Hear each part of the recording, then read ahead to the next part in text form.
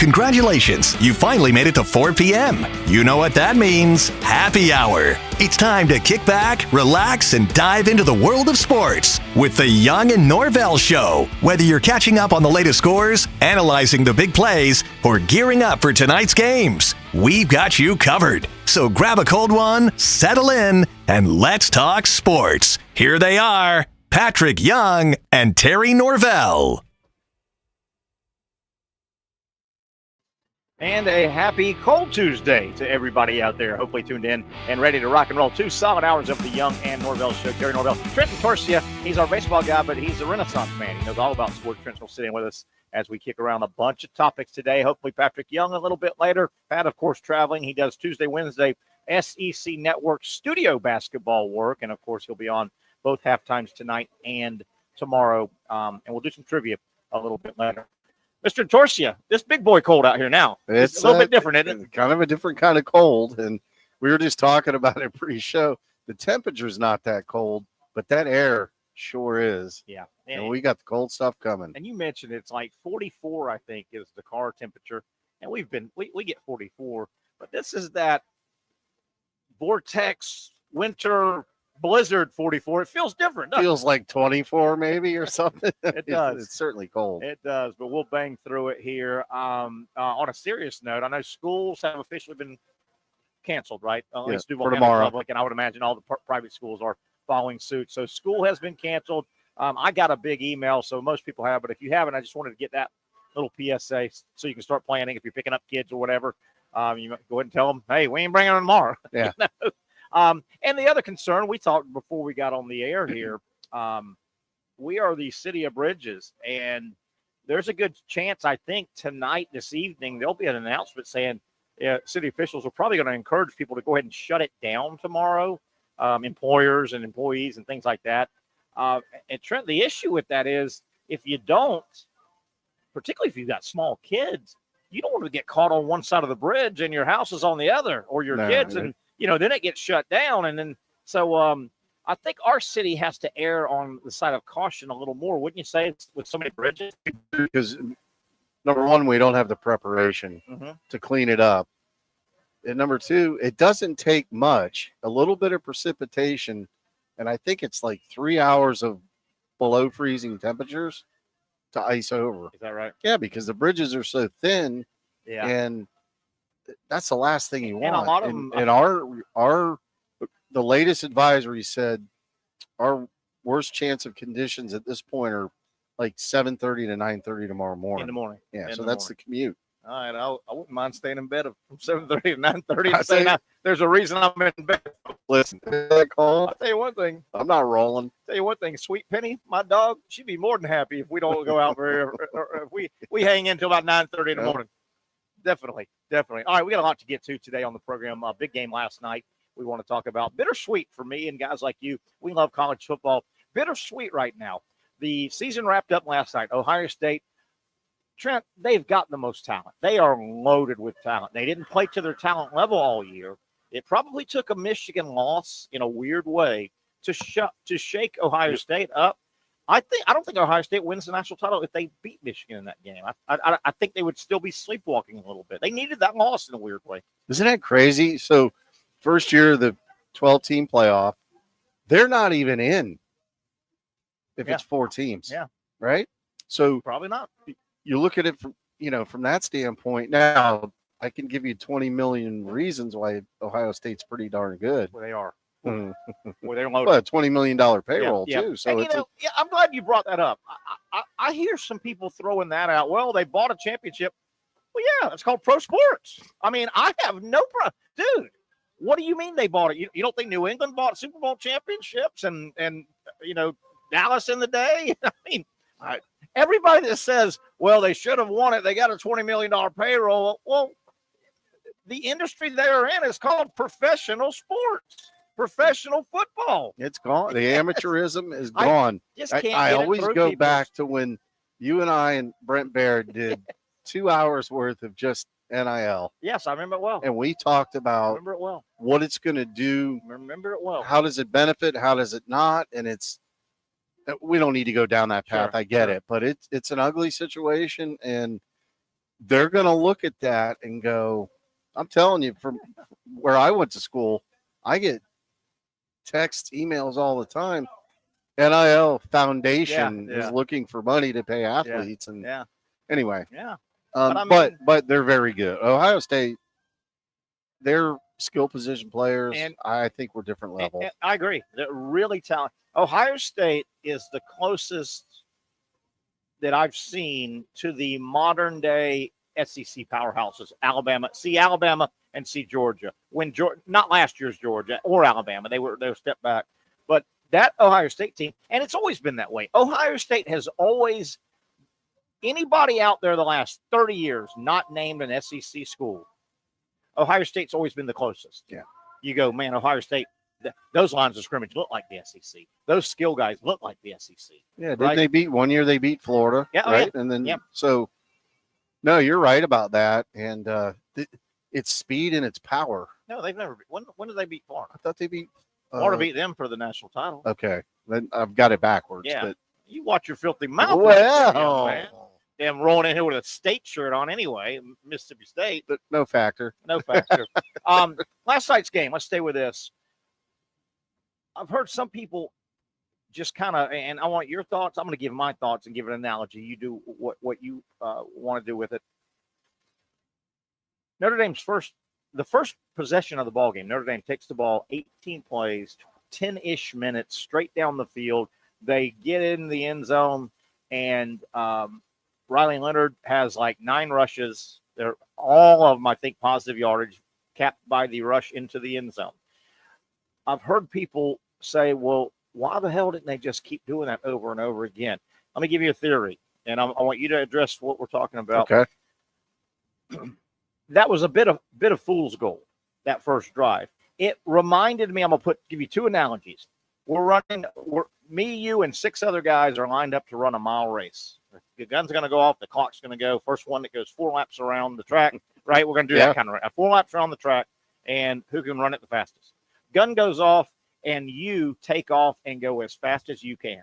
You are in the lead. You're taking off. You've got a huge. You are sprinting, going as hard as you can. Lap 1.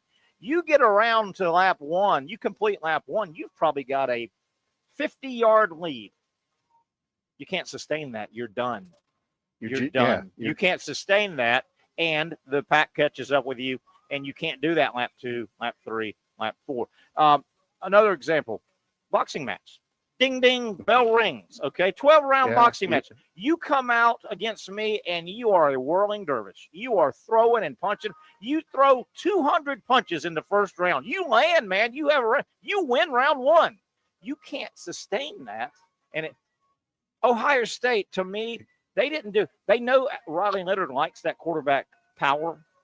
I don't think Ohio State did anything to try and schematically stop it.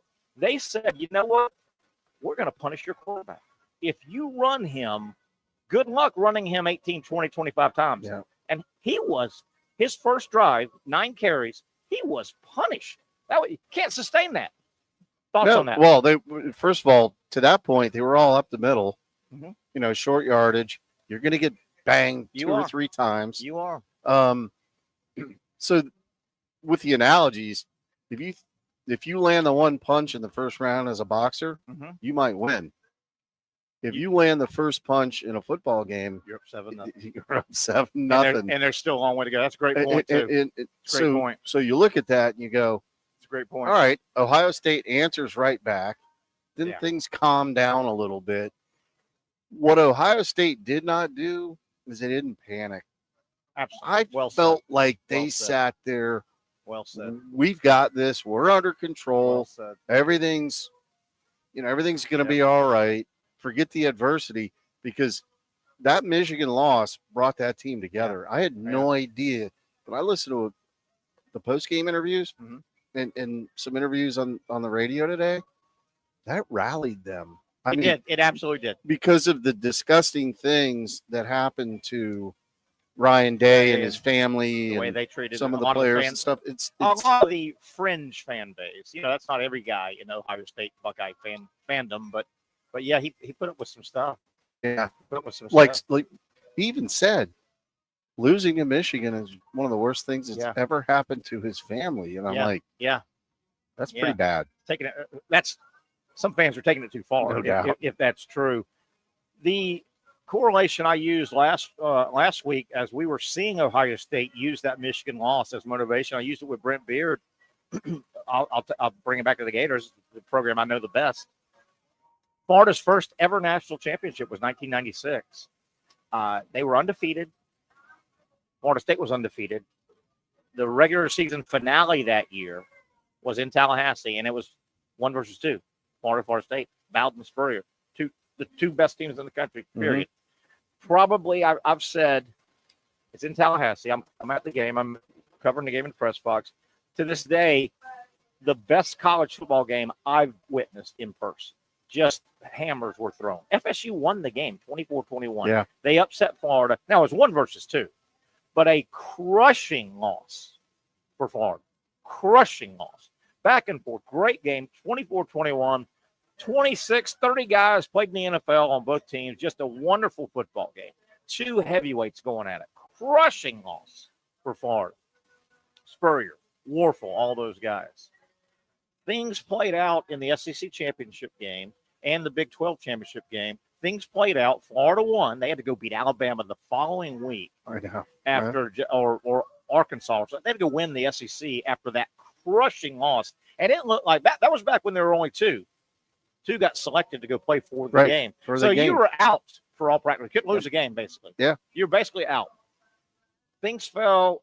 Nebraska got, who was it? Texas beat Nebraska. Arizona State got beat. Beat Arizona State, or Ohio State beat Arizona State and Jake Plummer. So a couple fell. Florida had to go win. They did. Damn if they didn't go play FSU again. Winner wins the national title. Florida probably needed that loss because it made Spurrier go to the shotgun. Sometime on loss, you don't know it at the time. That Michigan loss won the national title for Ohio State. I'm convinced of it this year. Yeah, I mean, it's very hard to disagree with. And you still have people saying you got to beat the rival. Well, not anymore with the new, like normally when you lose to the rival, normally you're out.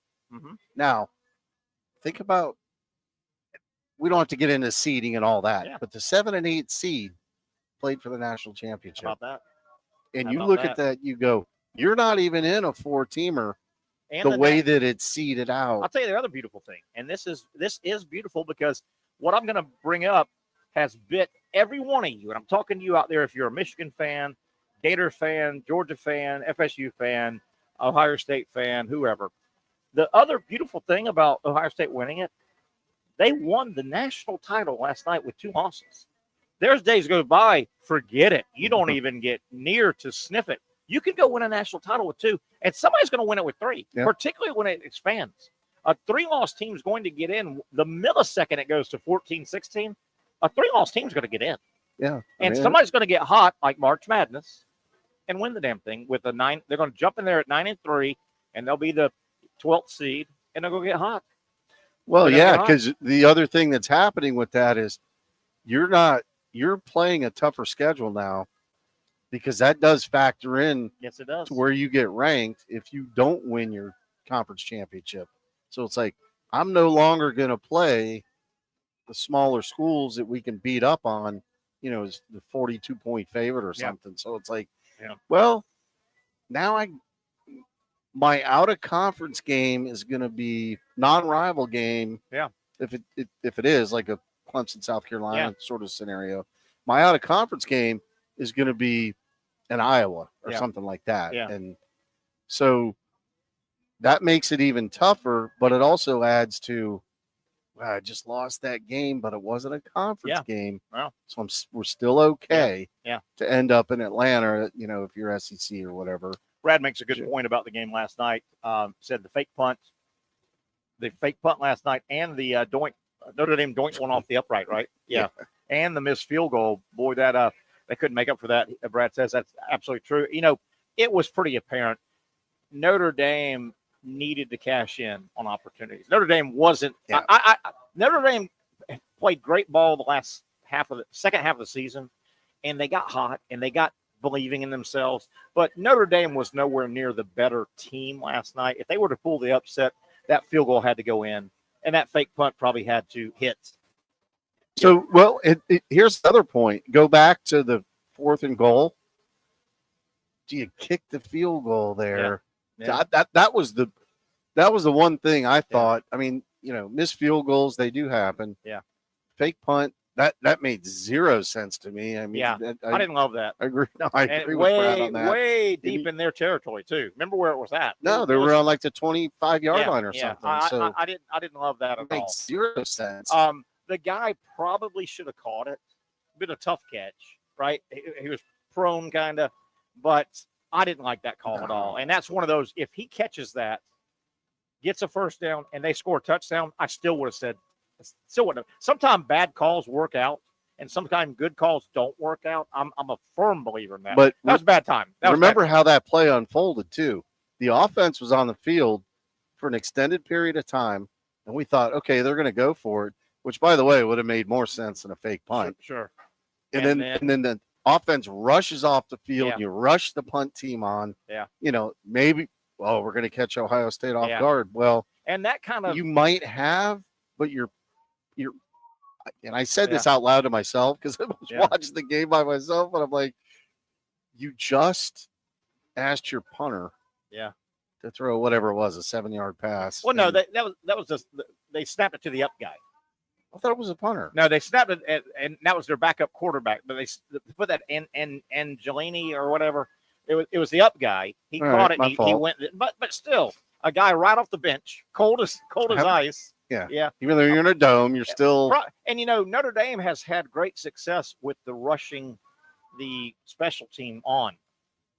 They bit. Was it Texas? They bit somebody. Rushing. Yeah, with a fake punt too. Yeah, rushing the team. Or Georgia. Georgia, I think they rushed. They pulled the punt team off and ran the offense on, and Georgia jumped. They didn't even have to snap the play. I think that's what Notre Dame wanted last night too. The first goal was, hey, get them, Ohio State, all Jimmy excited, and they're going to jump, but they didn't. Tell you another thing, Ohio State's coaching staff on offense impressed me with the last 2 games. Think about the last 2. Go back 3 games. Jeremiah Smith was unguardable. He caught 12 passes, whatever. Man, just put on a show. He was an athlete man among boys. Well, Texas, I think it was Texas. All the games are jumbling up. Texas kind of bracketed him. They kind of had a safety. Even in the zone, they kind of always had 2 guys on him. They took him out of the game. But I thought Ohio State's coaching staff, and last night Notre Dame did that to a degree. They kind of took him out of the game. Ohio State, the last 2 games, with Smith being strategically taken out of the game, Ohio State didn't force feed him. And sometimes you force it and incomplete, you're forcing it. They didn't force it because they know they had great other players. I mean, Abuka's as good as anybody. No, they have like 4. Cornell Tate four is NFL. as good as anybody. Those backs are receivers. They didn't force it the last 2 games. They said, we know what chess move y'all are going to make. We're going to have a counter. They didn't. And remember, the best play of the night to put the game away, Smith did get loose for about that 60-yard catch. Well, and that was the thing that play late in the game that pretty much sealed it was cover 0. Why are you going cover 0? I know. And I don't know if Will Howard read that or not, but I mean, you look at that, you go, he's open 7 yards. Yeah. You could say any point's a key point in the game, and I get all that, but you stop them there. Yeah. Momentum's in your favor, and then you're down 8 at that point, right? Not 11. They ended up kicking a field goal to really make it a 2-score. You're down 8 with momentum. Yeah, with momentum. And it wasn't it. I can't remember down in distance. I want to say it might have been 3rd and 11. Ooh. And then you go cover 0. Oh, so you're really just you're gambling, and they couldn't get to the quarterback consistently.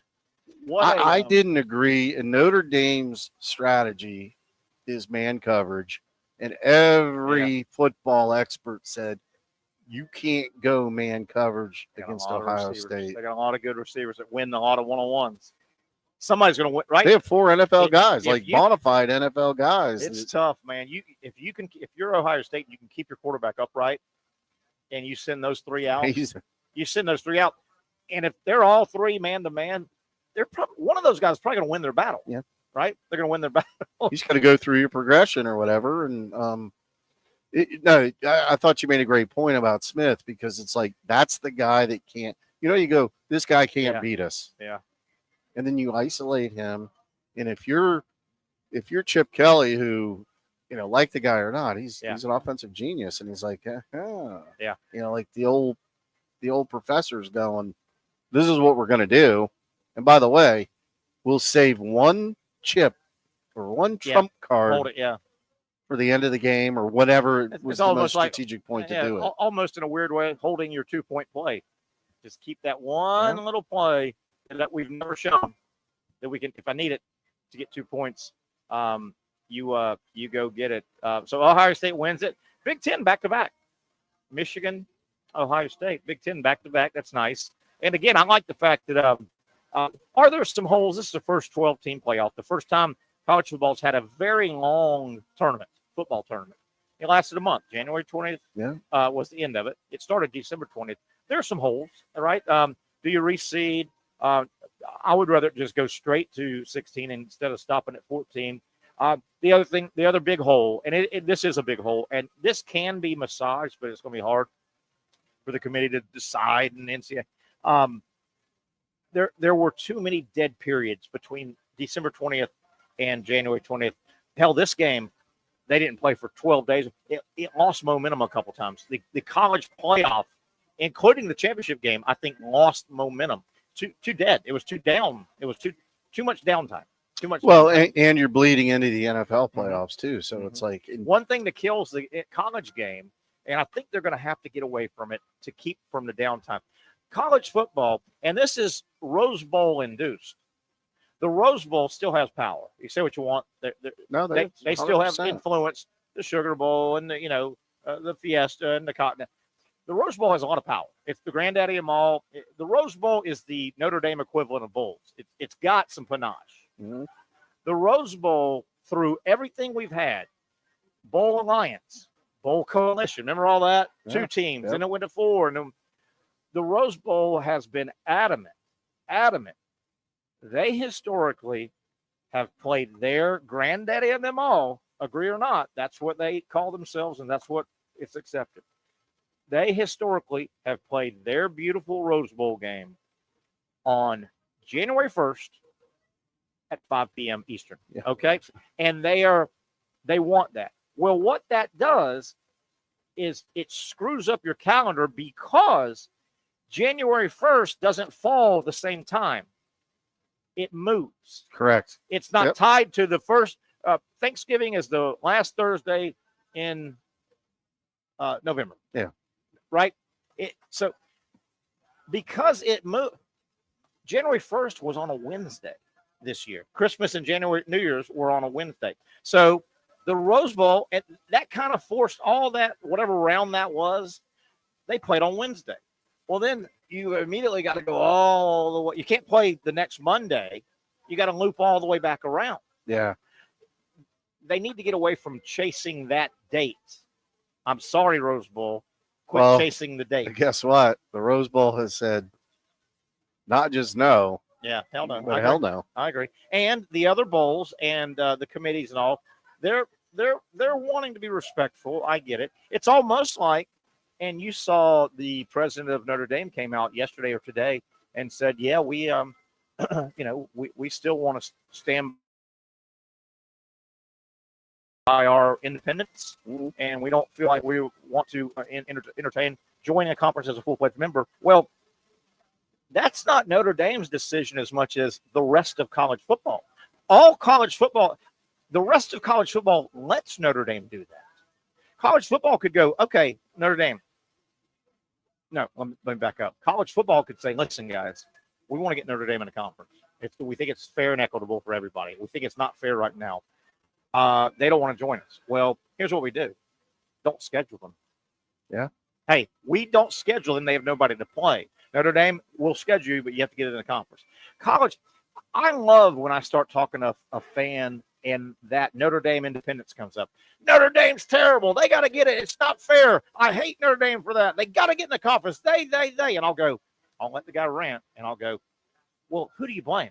Well, So why do you blame Notre Dame? All they're doing is what the rest of college football is allowing them to do. They're flexing their muscles and they're letting them do it. You should be mad at the SEC and the Big Ten and the ACC. They let them do that. You shouldn't be mad at Notre Dame one bit. They got to get in the well, until they have to. They think it's the easiest path for them. Of course they're going to take the easiest path they think until they're forced, right? Yeah. People get so mad at Notre Dame. Why are you mad at Notre Dame? It's not their fault. It is not their fault. It is not their fault. All right, let's take a break. We'll keep this topic going, obviously, big game all day long. I want to get back to, and this is going to be, it's going to come off like, it's Terry bashing the Jaguars. I'm not bashing the Jaguars, but let's talk about Ben Johnson and the Jaguar Open. And do you really think that was legit? We'll talk about that and a whole lot more. Off and Running Tuesday. He's Trenton Corship. I'm Terry Norvelle Douglas. Much like Brad did, if you are, however you're consuming the show, you should have a chat portion, and you can drop us a question, comment, thought. We'll try to read those as we go. One down, a long way to go. Coming back, the Young and Norvelle Show live from Hurricane in Jointon Green.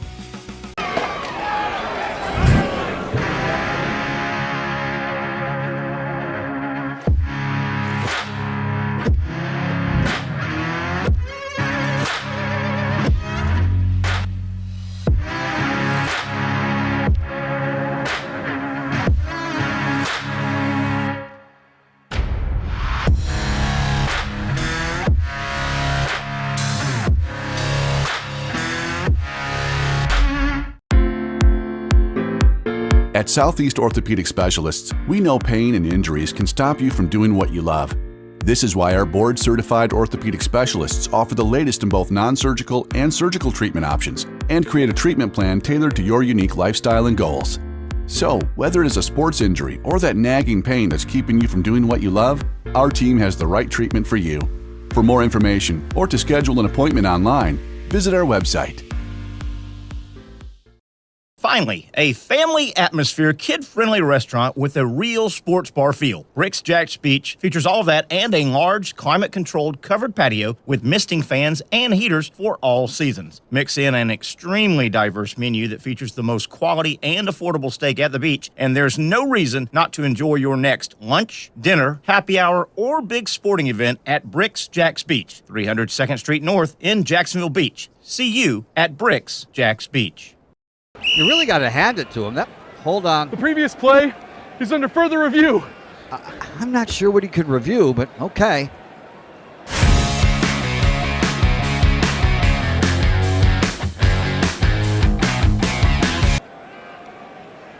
Sure has been a while.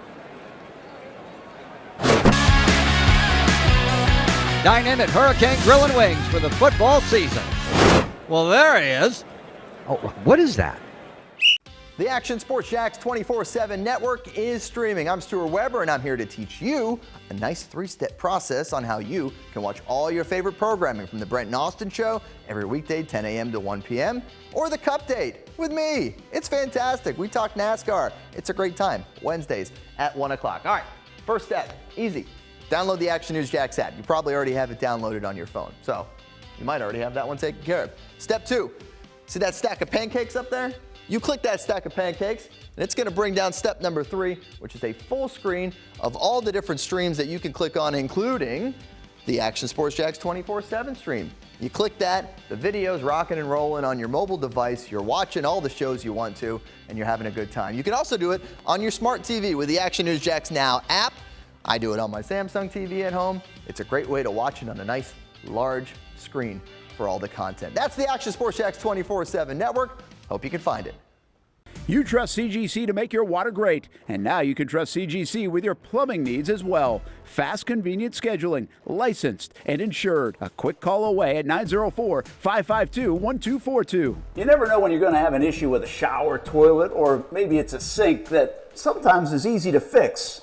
All right, let's be honest. I'm not fixing anything. I'm totally staging this because when I have a plumbing problem, I call CGC Water Treatment and Plumbing. Trained professionals, transparent pricing, customer satisfaction. Small problem or even a bigger issue. Maybe you need a new tankless water heater or something a bit more intricate. The experts with 25 years of experience at CGC Water Treatment and Plumbing can do it all. Call 904-552-1242 or visit cgcwater.com. That's 904-552-1242 or cgcwater.com. CGC Water Treatment and Plumbing, an authorized independent Connecticut dealer. Florida license number CFC 1432579. Okay, we're back live at Hurricanes. You know it, in Jointa Creek, deep in the heart of Mandarin. Boy, what a Trey! You've been coming here a long time. It's kind of your hangout. Your family comes here to. They do a little bit of everything here, right? You come here with the fellas and just get rowdy, have fun watching ball. The family can come up here. It's a corner. There's an outside. Great food. 30,000 different flavors of wings. This place rocks. It does, and I've been coming here since it opened. I don't live that far from here, and it's like on weekends and like during the day, during games and stuff. It's very family oriented. You see a lot of like, oh, they had a soccer game on a Saturday afternoon and line up 4 tables and now you're serving 22 people or whatever. Got a little outdoor if you want to choose that route. Obviously, it's cold now. But they do heat it. They have tarps too, or whatever. They've got the drop down the walls with the clear walls. It's like Sliders has on their patio. I had a business meeting here last Tuesday. I had they wanted to meet on Tuesday afternoons. They have Hurricane, so we'll meet over there. So 2 people I met with, we all ate and had a little meeting, and one of the guys he ordered wings, and he ordered a bunch because he wanted to take some home, right? So he looked, and when the server came back, he goes, "Yeah, I'll take like 15 or whatever, just mild." And I was like, "Dude, they've got 32 flavors, I think it is, of sauces that you can pick here at Hurricane Jointa Creek," and he just goes mild. Dry wings, wet wings, jerk wings. I mean, as hot as you want to go. But All right, I know it's not 5:30 when we do our Tuesday trivia, but I'm going to throw kind of a trivia out, okay, to you, or it's just kind of a, why am I bitter today? Why is Terry Norvelle sad with regard to the number 214? Why am I sad? I thought about this Why on am the I way sad? over here, and I know the. Why am I sad? And I am. Hey, you talk about a layup. This is more than a layup. This is a slam dunk, man. What if you miss it though? I'm not gonna What miss if it. all this build up and you miss it? I'm not gonna miss it. Terry's sad. Terry's sad. Terry's sad today around the number 214. I'm sad too. College football is over, and you got it. What do you do to fill the void? 214 short days until the great game of college football kicks off again. That's a long time. 214 days. Oh my goodness! And guys like me and you try everything. You try during the off season. You try to fool yourself and fake yourself and go, well, I mean, March Madness is around. I love March Madness. Of course. The Masters is going to roll around, and NFL Draft is going to roll around, and Major League Baseball gets going, pitchers and catchers, and you tell yourself this, and I may slide out for a vacation somewhere, that'll help, but you know what? I've learned over the years, and you've learned over the years, to get back to college football season, it's going to be a grind. It's going to feel like forever. It's going to have to get hotter than hell. We're cold right now. Think about it. We got to go through the beautiful spring and then that oppressive heat. Yeah. Dead summer, dog days of summer. If you can just get to the 4th of July, if we can just get to the 4th of July. I mean, you do have a little teaser with a spring game, right? The spring football game, but and the portal will open again in April, so there'll be movement and all. But everything you mentioned, days. Major League Baseball, 162 games. Yeah. College football once a week. Yeah. So you just yeah. That's what you do. Even a casual fan's like, I can watch a ball game on Saturday. Yeah. You and I watch 7. Yes, exactly. But everybody else might, the common person boy. might watch 1. Oh. Hockey takes a long time. Basketball takes a long Yeah. time. So it's like, and there's a lot of monotony there. And guys like you and I'm speaking for you because I've known you a long time. I dig college baseball. I can watch college baseball, and that's in the off season. I dig college softball. I'll catch those Friday night games when you've got that damn SEC and it's number 4 Alabama against number 2 Georgia and all that. Man, it's great, but it's still just you got to grind it out. Now I'm going to take up golf again. I hadn't played a round of golf. I'm telling you, I've been threatening this for a couple of years. I hadn't played a round of golf in at least 20 years, and I love golf. I just got away from the game. I'm going to take up golf. Will that help me burn some weekends maybe or weekend, Yeah, I mean, it's a nice relaxing day. And you don't have to money though. It does cost money. We need a golf course sponsor is what we need. The problem is it's not getting any less expensive either. Yeah. So it's like the best time to play is during the week. Sure. Because the weekend prices go up. Yeah. By the way, speaking of golf, I know you're a left-handed hitter. Are you a right-handed golfer? Right-handed golfer. Come on. Absolutely. Right-handed golfer. The only thing I do left-handed is hit a baseball. Damnedest thing though, Trent. Damnedest thing. Okay, let's say I'm at the plate right here. I'm pitcher's there, home plate's here. I'm left-handed. I'm in the left-handed box. I'm left-hander. Nothing in the world is more natural than that to me. Nothing. If you take my hands and teed up a golf ball, put a left-handed club in my hand, I couldn't make contact.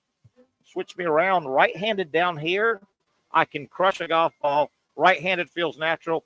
I don't think I could hit a baseball right. I kind of switch. It's weird. I'm cross-wired, and a lot of people would agree with that. I'm trying to digest that because I don't know. You take my hands, put them below my waist. That I don't even know if I can make contact, but was a great contact baseball left-handed batter. Because one of my sons, but you flip me around to hit. It's a Terry play golf. Right-handed feels as natural as can be. That's because one of my sons hits a baseball left-handed and hits a golf ball left-handed. Now I'm lefty all the way through. Yeah, and you're kind of a lefty weirdo too. One of those flake jobs. There's no question. Hat never was. You've never had your hat on straight. No, it was never straight. Pants were baggy. All that stuff. And I was probably. Could you hit? You were a pitcher, but when you hit as a high schooler or little leaguer, okay, could you hit? As a little leaguer, I could hit. Okay, but when I got to high school, they said, "Here's the deal. You could. We were 10 through 12. Yeah, back in the day. We didn't have ninth grade. And as a 10th grader, they said you can play varsity, but you don't hit, or you can play JV. Yeah. You can do both. And I said, you know what? Yeah, I'm not a very good hitter. Yeah. Show me the. So I dropped it, after ninth grade or whatever, and that was it. All right, let's switch it. Jaguars. Every offseason, generally there's 5 or 6 or 7 NFL open jobs. Same this year. And every offseason, there's a pool of 6 or 7 names. Sometimes there's 1 or 2 former coaches, 3 or 4 former coaches trying to land another job. Mm-hmm. They've already been a head coach. And then there's 3 or 4 hot coordinators. And that's the pool. So you've got the pool of open jobs and the pool of coaches to choose from, basically. Ben Johnson was this year's A1, right? Ben Johnson it was understood he's the coveted one if you could handpick one, right? Well, he was hot last year, by the way. Yeah. So he ends up going with the Bears, right? Broke yesterday. Mm-hmm. He's going to Chicago, the Bears, and a lot of the talk today, the Jaguars, and they couldn't get him because of bulky and this. That. Did you ever think Ben Johnson and the Jaguars were in serious negotiation? I never in a million years think Jacksonville had a shot at Ben Johnson. Well, I think Ben Johnson squashed it immediately. I'm not going to work for the GM. I don't even think if they had the world's greatest GM, I don't think Ben Johnson was coming to Jacksonville. The hot one guy, I think, is coming to Jacksonville.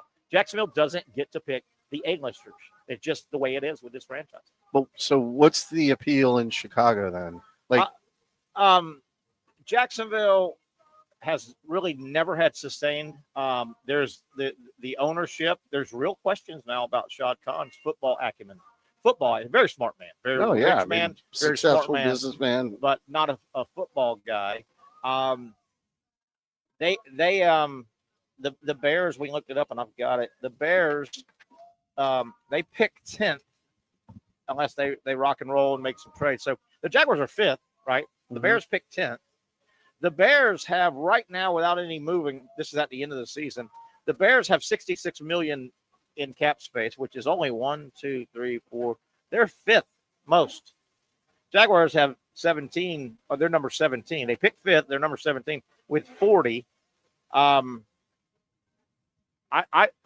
contend, and this sucks for Jacksonville, but I don't know if it's ever going to change. Jacksonville doesn't get to pick from the A-list when it comes to coaches.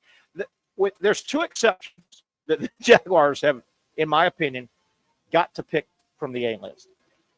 When the franchise was born, they and Charlotte came in, and the NFL had not expanded since 76. right? So when you're one of the 2, the Jaguars, I think that higher, and they went with Coughlin, they got the pick from the A-list. So did the Panthers. They hadn't expanded. That was a big deal. They hadn't expanded since 76. Right. It's 93. Yeah. That time, and the only other time the Jaguars, and this is just cold, hard truth, the only other time the Jaguars get to pick something from the A-list is if they get the first pick in the first round, which they did a couple of times. That's the only time. Yeah. That's the only time. I don't think Ben Johnson ever would come here. Jacksonville is the least desirable franchise in the league. I don't think there's. In Jacksonville, Can you dispute that, or it's hard to dispute, but Yeah. there's rumors every year of Jacksonville moving out of the country. Yeah. That doesn't help. doesn't help? That new stadium, I think, quelled that though. I mean, that stadium tethers the Jaguars to Jacksonville now. I think for a good 30 years, right? A good 30 years. It's just, and I also, along the same lines, to try and drive home the point, I'm not bashing. I'm a Jacksonville native. I also think some of it has to do. Jacksonville geographically can work against the Jaguars, and I'll use when you look up, if you go that way, there's Atlanta and there's Charlotte. If you go that way, there's New Orleans and all these sexy places, right? You go this way, there's Orlando, Tampa, Miami. Yeah. And I'll correlate it from if the city of Jacksonville said, man, we want to get in this convention business, man. Companies come from all over the world. There's money. Ask Orlando, ask New Orleans. Jacksonville's geographic location, they're just stymied. All these sexy girls are around them. Yeah. Nobody sees Jacksonville with their pretty face on. It's just a tough. I think the same way with the franchises. The number one hot Jacksonville 30 years into this thing, Randy Moss, when he was available, doesn't sign. I'm just using names, big names. When he was a free, Tom Brady was a free. He didn't sign. The hot guys don't come to Jacksonville. I don't see that changing. It's been 30 years, not 3 years. So you're losing out on free agency, and if you get drafted, you're here because you're drafted by the organization. Yeah. You were forced to. And they got done great in the draft. And that's part. See, I thought Peterson was a great hire. I really did. I did in the beginning. Yeah. But and I understand to a certain extent you've got to be a little bit more of a player's coach now. Yeah. But I think you and I would agree, because we played sports at a high level. You can be too much of a player's coach, and there's no responsibility and accountability. So it's like, I agree. You can lean too far that way. I can do whatever I want, and it's going to be okay. And the fact that Peterson won early, was the demise. But even looking at Peterson, they got him coming down. Yeah, I mean, they got him descending, not ascending. The Jaguars, that's a good point, actually. Whoever they hire this go around, the Jaguars, and it looks like it maybe Liam Cohen. They've got to get lucky. They've got to hit a home run, right? They've got to get lucky. and go, this guy turns into one. The Jaguars don't. The big franchises, the big boys, the Dallases of the world, they get to go pick the first pool of A coaches, right? And A free agents. They just don't come here. I just don't know if that's ever going to change. Ever going to change. Yeah, and I looked at the candidates today that are coming in, I think, this week or the next 2 weeks or whatever. I guess, coming back in. Salah, is he coming back in? Salah's coming in. And these are for their second go-around, I think. And they're all – well, Salah was obviously a head coach that didn't do – I think Flores still might be in the mix. Now, Flores would actually be a really good hire. Yeah. And I think that – when does this end? Does somebody get hired here in the next couple of weeks? It's going to have to. It won't go. Because the only reason Ben Johnson gets hired so quickly is because the Lions lost. So would it take 48 hours for them to go? I had heard that you're our guy. I had heard, I don't know if this is true or not, maybe you heard it, that he obviously Zoomed with the ownership of the Bears, but he never had an in-person. He was too busy. Never had an in-person. No. How about that's true. How about that? And I know you can do a lot with Zoom, but how about you offer a guy that type of job with that type of money and you never did this? Right? I mean, I think you and I are probably both old school on this. I want to sit down and have a conversation with you, face to face, look you in the eye, see what your expressions are. It is going to be hard, and I think that you're going to start seeing with the Ben Johnson announcement, you're going to see a flurry of we got to get this done now. If that's our guy. We got to go get our guy. By the way, we're this is why I love our viewers. We're talking about the Jaguars and their head coach and different openings and different coaches and this and that. And our boy Elijah, just a left hook, just roundabout says, "I'm going to punch Trevor Lawrence right in the face and say, Lawrence is trash." We haven't even been talking about me. Hey, what the hell? Hey. My man Elijah's out there somewhere going, I'm cold. I'm a Jaguar fan. I'm tired of watching these other teams in the playoff. I'm going to take a roundhouse at Trevor. Can you? Hey, and Lawrence is somewhere. Aren't they about to have a baby, or did they have a baby or something? Lawrence, I don't think they have yet, but he's about to be a father. Poor Trevor right now is messing around. He's probably at a baby store with wifey looking at pink and blue stuff. Wanting to go home and build a fire in his fireplace. And then he went like this about 20 minutes. Ow. It's kind of like what the hell was that? Trevor, like a voodoo doll. Yes, he went. Trevor, that was Elijah. Meet Elijah. So how do you all right, Elijah, you make a good point, but how much of the frustration and responsibility falls on Trevor? I get it. He's a first round pick. You're thrown right into the thrust. He's not been developed. Yeah, and look at that offensive line. God, it's porous. God, what was it? The free agency opened up April, May, and Jaguars go out and they get their lines of scrimmage have been miserable. They go out and get. If your line of scrimmage is terrible, you can't run the football. And they go running out, the football establishes the pass, and they went out, and I get it. You can't force a free. You can't grab their hand and go sign. You're coming here. Here's what we're paying you. I get it. And again, the Jaguars don't get to pick the A list. No. But they go out miserable lines of scrimmage coming into the season in the offseason free agency. They go out and sign the center, Mitch Morse, or whatever, Micah Morse, Morse, the guy from Buffalo, and they go out and sign Eric Armstead on the defensive line. Both guys, 30, 31 years old, 10-year veteran with tired 10-year legs. Broken, Yeah. And then you looked at Buffalo, and I didn't fall for it. I call it the fluffy local Jaguar meeting. They always see the goal. I think it sets the fan up a lot of times. But like Morse, the guy from Buffalo, the other thing that stood out to me I went, wait a minute, guys. You guys are signing this guy and going to plug him in at center, and he's going to fix. I go, wait a minute. He's coming from the Buffalo Bills. And I don't think anybody would disagree. The last 2 years, this year, and probably the next 2 years or so, Buffalo's in a Super Bowl window. And they know that. Yeah. The last thing a team right in the middle of their Super Bowl window, and they go up and close, right? The window's closed. Mm-hmm. The last thing the Bills would have done would let a quality center go. Yeah. But they let that guy go. To me, that was red flag. Red flag? That's the quarterback flag. of your line. Yes. But the local and Eric Armstead, I'll never forget the offseason. The media, local, fluffy Jaguar media, and they're my buddies. I know them all, but I always pick at them because they get. I think they get lazy in the offseason, and everything's going to be great. It's great. Jaguars are great. They're going to win 10 games, 11 games. When Jacksonville signed Gabe Davis last year, 9 out of 10 of the fluffy Jaguar local media guys, this is the greatest. It's unbelievable. You'd have thought they signed the love child of Jerry Rice and Michael Irvin, right? Yeah. And I went, Gabe Davis? There are a million Gabe Davises in the league. And guess what? Gabe Davis was Gabe Davis. Yeah. What about how much they paid Christian Kirk? Boy, he's a tough decision, too. What do you do with a guy?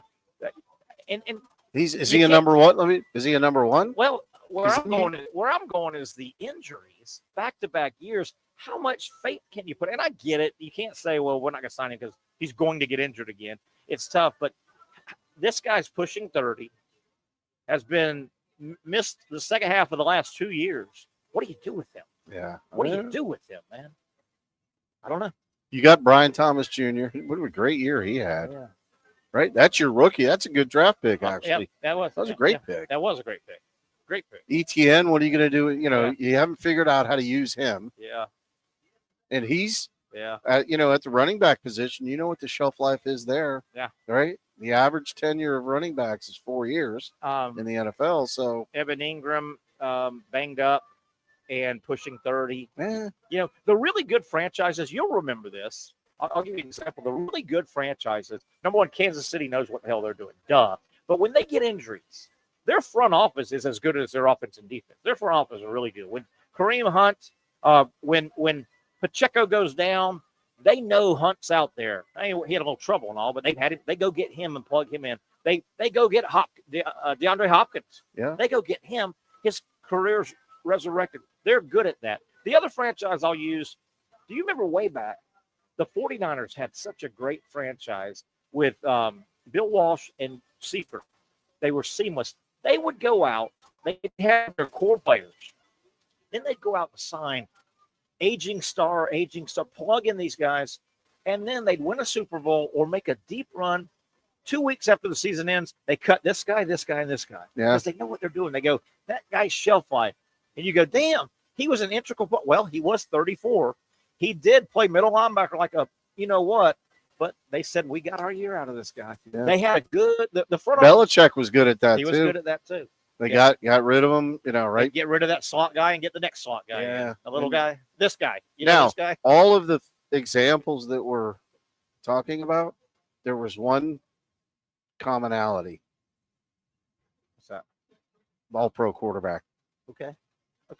San Francisco went from... Elijah's back in the game. Oh, he is? Elijah's back in the game. You just brought him back in the game. Did he bring another haymaker? No, he's going, this way I wanted to punch him in the nose. Elijah, you're back in the game, Elijah. Hang tight. You're going in. I'm glad I could help. Yeah, exactly. That's a good point, though. Yeah. I mean, she went from Montana to Steve Young. Tom Brady did it for 100 years. Hey, I know I'm bouncing. We've got a few minutes, so we're going to take this to the top of the hour. And you're staying on, right? Yes, I'm good. I threw this to Terry Norvelle. I like to think that I get some talking points, maybe that people don't. We have this talking point. I'm curious to hear your thoughts on this. I brought this up a week or so ago. The conventional talk is we're going to Deion and Shedeur Sanders. And the conventional talk is Deion, the NFL's flirting with him. It looks like Jerry's flirting with him a little bit. And there's conventional thinking is if Deion wants to go to the NFL, package deal. Somehow work it out. Somehow, even if you don't have a huge pick at the top, find some collateral, put a deal. Okay, so I stepped back a week or so ago and threw this out, and I mean it. If you are Shedeur Sanders, and I give him, I put here's your drink, Shedeur, and there's some truth serum in it. You got to drink it. Truth serum. If you're Shedeur Sanders, you love your dad, I'm sure. Seem like they've got a great relationship. Yeah. He and Shedeur, Deion and Shedeur. You give him truth serum, and you go, Shedeur, do you want to play in the National Football League That is the grown-up ass league that you can play in. Those are men. That's a profession. Do you want to play for your dad in the NFL? Do you want to go in the locker room and now playing for your dad in the NFL? Very rare. I can't think of anybody that's ever done that. Playing for their dad. Might have been a Shula along the way. Shedeur Sanders is now basically a grown man, right? He's found his industry, professional football at the highest level in the world, the NFL. Yep. Do you want to play for your dad? And playing for your dad in the NFL is great when it's going good. The NFL is built to do this. Yeah. How's that locker room going to be? How fun is that locker room going to be when you've lost 4 in a row and you've thrown picks and your teammate, hey, he's not going to take his boy out. Yeah. Hey, daddy boy. I don't think it would be a good move to play for your dad in the NFL. High school's one thing. College is okay. And we saw how that happened. The NFL is, you're supposed to be a grown man. Yeah. Do you want to play for your daddy in the NFL? I think it'd be an awkward dynamic for Shedeur. Awkward. If it works, it's great. If it doesn't, it's terrible. But the NFL, but to your point, it it's doesn't like, always work for long. The NFL's built for this. No, and then ups and downs. And you've always talked about college football. It's a 3 to 4 year cycle. Yeah. So if it's not going to work, it's not going to work. At least you're cycled. Yeah.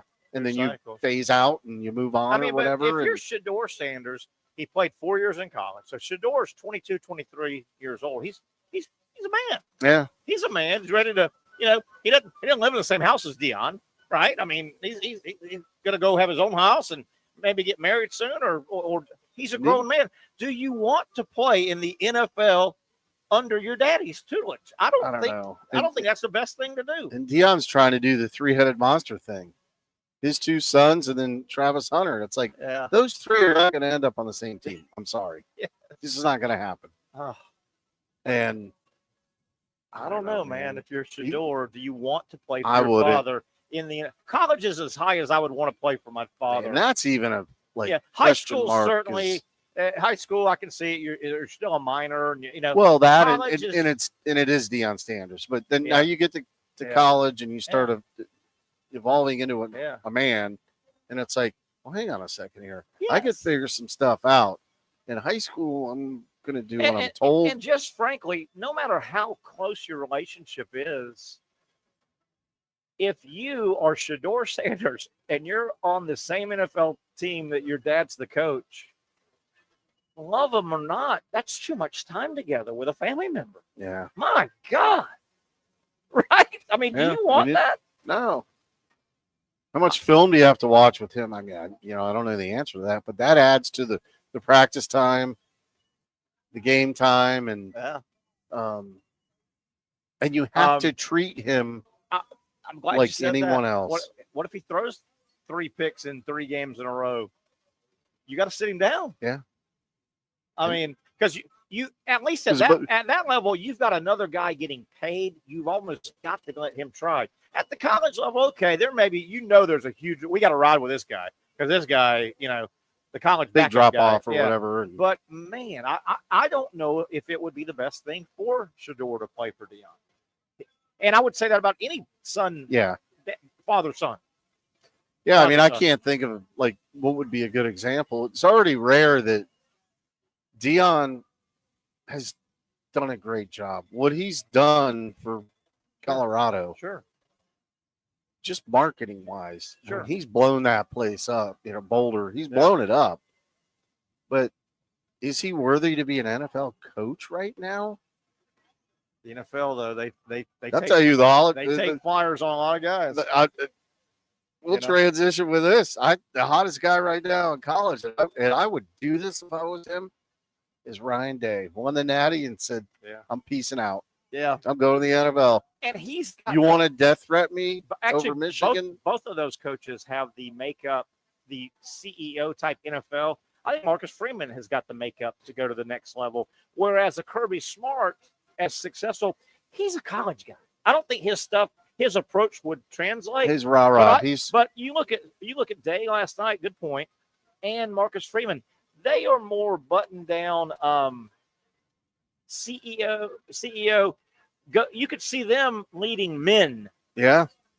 and no knock at Kirby, but Kirby's a college guy. I don't see Kirby, his rah-rah stuff, working on that 31-year-old all-pro defensive end times 20 in the locker room. No, who wants to do his stuff and then Yeah. That's a good point about Ryan Day. If you're Ryan Day, you say, I gave you one. Adios. I'm now in your Hall of Fame. You know, his record is ungodly. It's insane. It's 71 and It's 70 and 10. or He's something. 70 and 10 70 and with a natty. with a natty.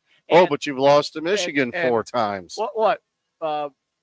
22 hours ago, that wasn't good enough for Buckeye Nation. Isn't that crazy? Because it didn't have the Yeah. one in the natty column, right? I wonder 70 and 10. I wonder if he loses last night, did they run him out of town? Because Not the university. yeah, but the fan.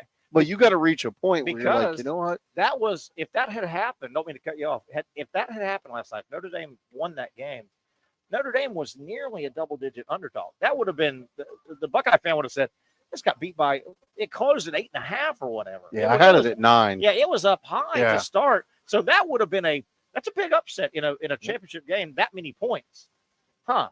Interesting. Let's take a break. 1 hour down, All right. 1 to go. I've got some fun sports history I want to get to.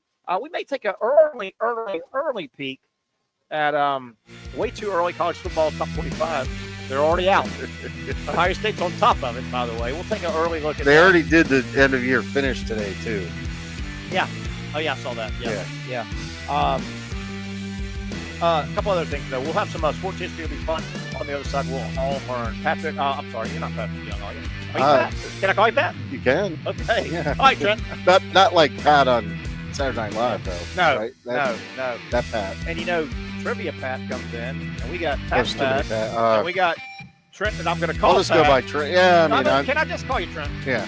Okay. You can even call me Lefty. Okay, Leslie. We're back after this quick timeout. 1 hour down, 1 to go. Don't go anywhere. It's cold. Just hang out and enjoy this show, the Young and Norvelle Show, right here on Action Sports Jacks. For those dealing with pain from a sports injury, arthritis, or spine condition, Southeast Orthopedic Specialists offers innovative new non-surgical options. Our regenerative medicine treatments, including platelet-rich plasma and other regenerative treatments, use your body's own restorative cells to aid in treating injuries. These procedures are performed in our offices and typically require minimal downtime.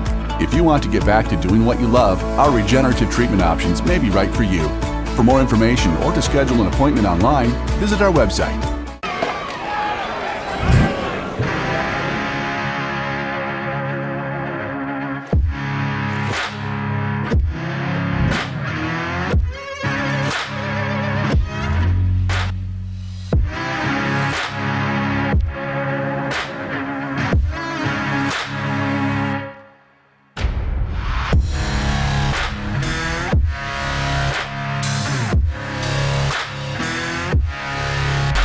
Finally, a family atmosphere, kid-friendly restaurant with a real sports bar feel. Rick's Jack's Beach features all of that and a large, climate-controlled covered patio with misting fans and heaters for all seasons. Mix in an extremely diverse menu that features the most quality and affordable steak at the beach, and there's no reason not to enjoy your next lunch, dinner, happy hour, or big sporting event at Rick's Jack's Beach, 300 2nd Street North in Jacksonville Beach. See you at Rick's Jack's Beach. You really got to hand it to him. Hold on. The previous play is under further review. I'm not sure what he could review, but okay.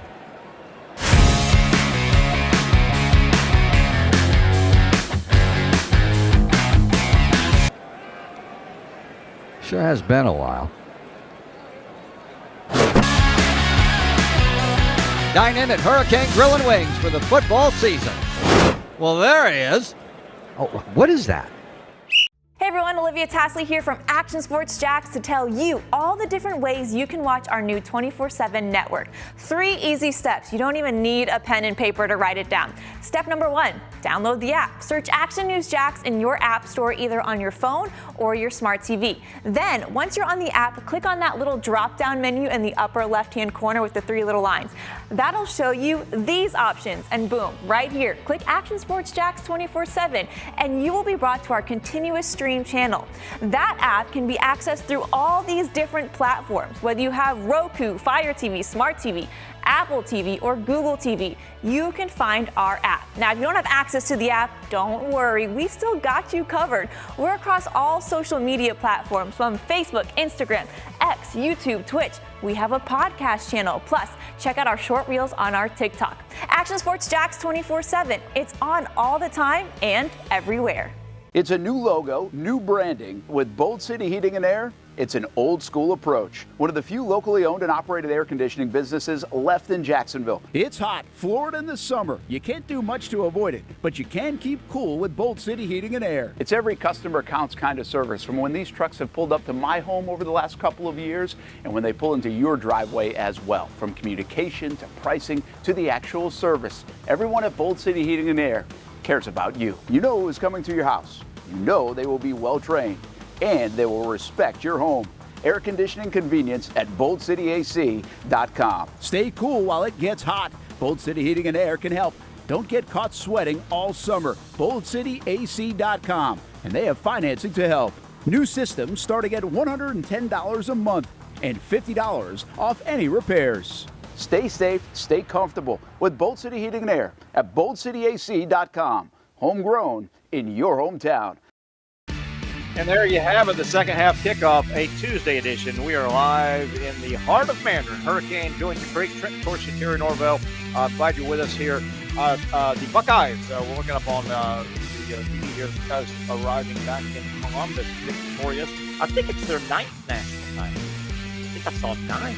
Okay, I was thinking 7, but I mean, that? it's still a lot. How about that? So Buckeyes come back, and we've broke that game down quite a bit. We can get back to it. Did you? By the way, did you see the final rankings came out end of season, but then they did it by conference? How did it break down? You want to make a lot of people mad? Go ahead. You and I as homers? Go ahead. SEC had 7 teams in the top 25. Ouch. And they led. And consider it a down year. Right? In a down year. So I have it right here. In a down year. SEC with 7, Big 10 with 5, ACC 4, Big 12 4, AAC 2. Gotcha.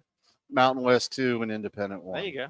There you go. Which was obviously Notre Dame, but yeah, I just thought I'd throw that out there because it's just gonna in a down year. It's gonna make somebody mad. Hey, you got to tip your hat though. The Big 10 back-to-back national titles now. Michigan, That's perhaps impressive. And Ohio State and Penn State was pretty. Penn State was there. I think Penn State gets in their own way a lot of times. When I watch them play, they'll be running the ball and they'll get away from it and all. What do you? So since you mentioned that, what's your take on James Franklin? Oh, he's heading down that Ryan. He's not big game James. Yeah, no, he's heading down that Ryan. Ohio State coach. Ryan Day. He's heading down that path. He's got a gaudy record, his win-loss record. Yeah. But Ryan Day has won more of the big games, but he couldn't quite get the big game until last night.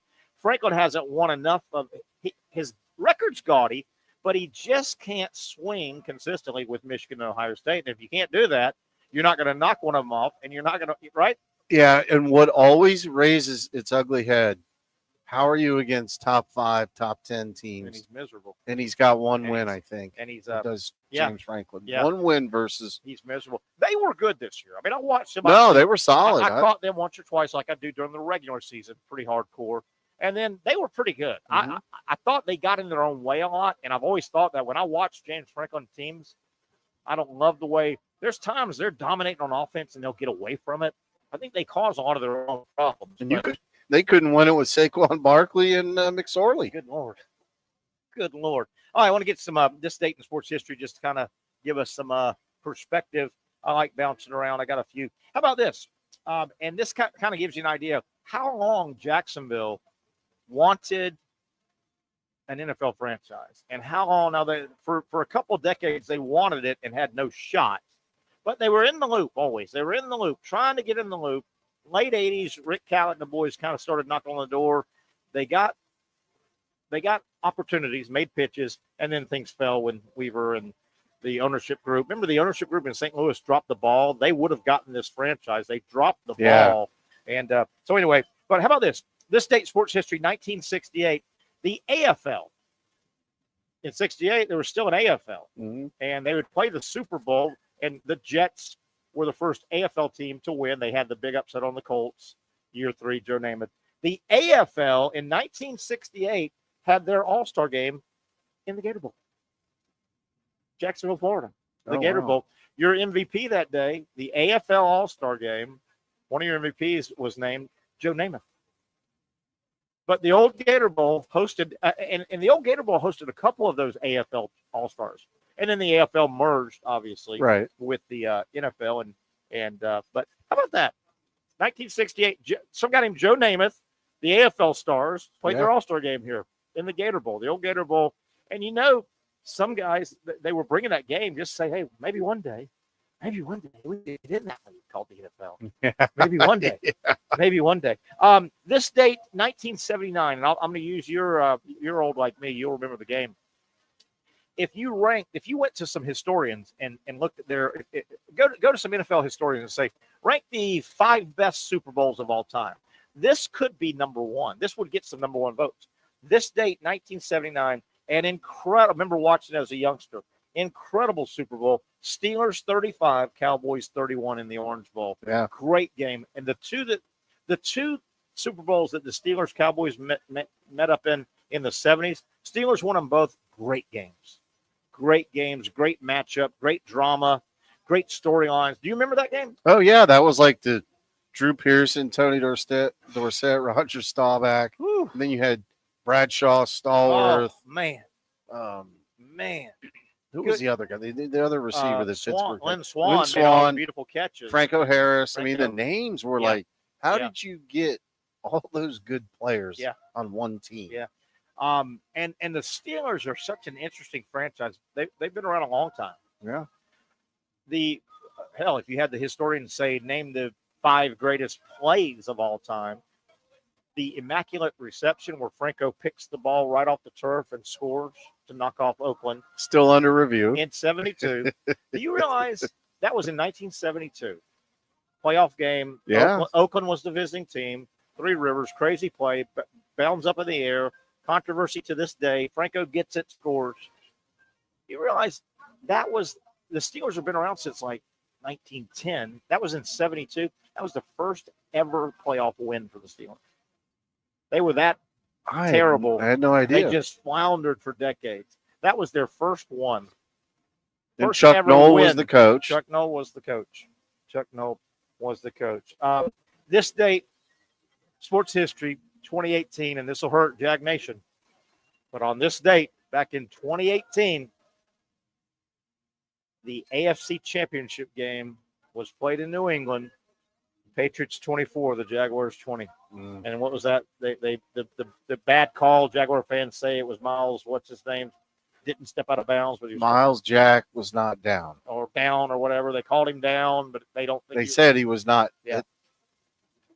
Did Brady admit that? By the way, I think he might have said he might have 5 years later or whatever. Thanks, well, it Tom. doesn't matter at this point. Tom, you should have been like a golfer and said, "Wait a minute." Hey, Tommy, you didn't step up and say, "Hang on a second." Golf rules. He moved his ball. Yeah. Golf rules. We're going to say that he wasn't down, and they should get a touchdown. But that's a bittersweet one today. This date, 2018. Just think what that would have done to the organization. You go to the Super Bowl. Bowl. You win. You go to the Super Even Bowl. if you don't win it, you win. What are the Jaguars now? They're one of about 5 that have never made it, like Cleveland, Jacksonville, the modern Super Bowl. Now that you bring this up, because I've been banging this drum for a couple weeks now. I know you're a drummer. I'm not. Oh, okay. I'm like banging him in anger. Okay. Or beating the table, whatever you want to call it. Why do the same organizations win year over year? See Steelers. Yeah. See Chiefs. Front office. See Ravens. I think front office is, obviously they got good players, but the front office gets them the ammunition. It's unbelievable. Yeah. And then the same teams. Like I grew up in Miami, so I'm an avid Fins fan. Sure. Lived in Jacksonville for 18 years, so I'm definitely a Jags fan. Sure. But those two organizations, not good. And upper management, question marks. I don't think both of them, by the way. I don't think the ownership here has been terribly. Khan hasn't made his big hires right, but I think Khan's a decent owner fiscally. Weaver seemed to make some pretty good hires, right? Yeah. But that whole Steve Ross and all that in Miami, I know the Miami fans, and you're one of them. The Miami fans that I know always are complaining about the front office. Can the owner fire himself?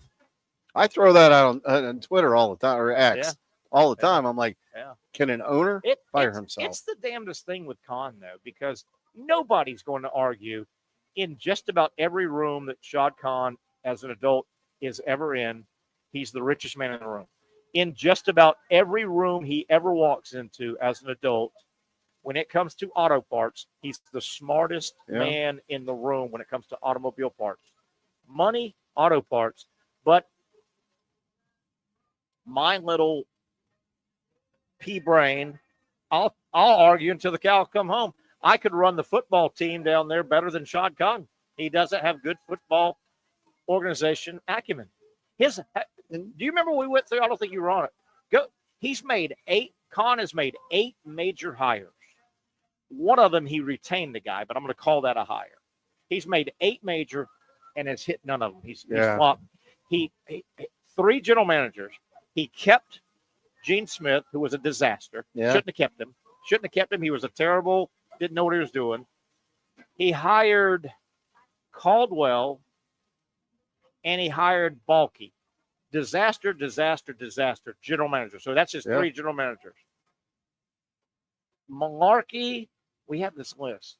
Malarkey, I don't know if I got the order. Bradley, Malarkey, Peterson, Meyer, Marone, and Marone in there. There's his 5 hires. Yep. Marone, Malarkey, Peterson, Bradley, and Meyer. Because he didn't hire Del Rio, right? Nope. That was Nope. That was Weaver. Coughlin, Del Rio, Weaver. Those are his 8 major football hires. 0 for 8. Yeah. Not even close. 0 for 8. That's Shad Khan. Isn't it weird? Yeah. That and is that Shad? And we don't know this. We can speculate. Is that Shad Khan making the wrong, or is he going to the wrong bounce off people? See, or is it a combination? I don't know. I think it's more the latter, but I also think it might be a combination because, admittedly, he says, I don't really know this. I don't know the game. And many of those owners don't. They just have the money to go dabble in.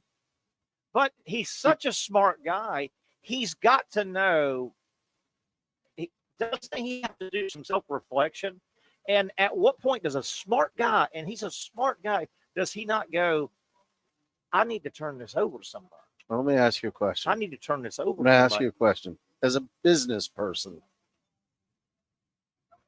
if the value of your investment is rising, I know. Do you care? I know. And we've talked about that. And I always have to say, because the comeback fan goes, well, Terry, you're saying he doesn't know what he's doing. He's gone from $740 million to $4 billion. We're not talking about the investment. We're not, but that's all he cares about. And the reason we're not talking about it, the industry known as the NFL, it's hard to get in. There's only 32 get-ins, and they don't open up very often. It's hard to get in, and it's hard to have enough money to get in. But if you can get in that club, you can't not make money. The NFL is almost a guarantee. You can't not make money in the NFL. They freaking it's a lead pipe lock investment. But you gotta print money. You gotta have a lot of money though to get into it. I don't know the answer. I think he hasn't made good decisions. And then when you do it, like, who has he surrounded himself with? If organizations are worth this much money, and as an owner you have this much money, why don't you hire more advisors? Well, does he think he's swinging and missing? He's got to know that he swings and misses. Well, track record speaks for itself. You can't. How many strikeouts before he says, I need help? Isn't asking for help sometimes the most mature thing you can do in life? Put it into baseball terms. He's batting 0. Ooh, he's 0 for 8. He's 0 for 8. With all right, let's. I want to hit a couple more things. We're going to do some trivia at the bottom of the hour. My last this date in sports history. How about this? 2019. This date in history, and this speaks to the NBA. We don't talk about NBA, but there's a big argument now. Has the NBA gone to nothing more than a game of horse? It's a 3-point shooting game. Shaquille O'Neal, there's not a whole lot of inside anymore. It's all great, and there's great shooters. Yeah. Along those lines, this date, 2019, Klay Thompson. Remember, he was the guy that used to run with Curry right when they were great, and they could both shoot lights out.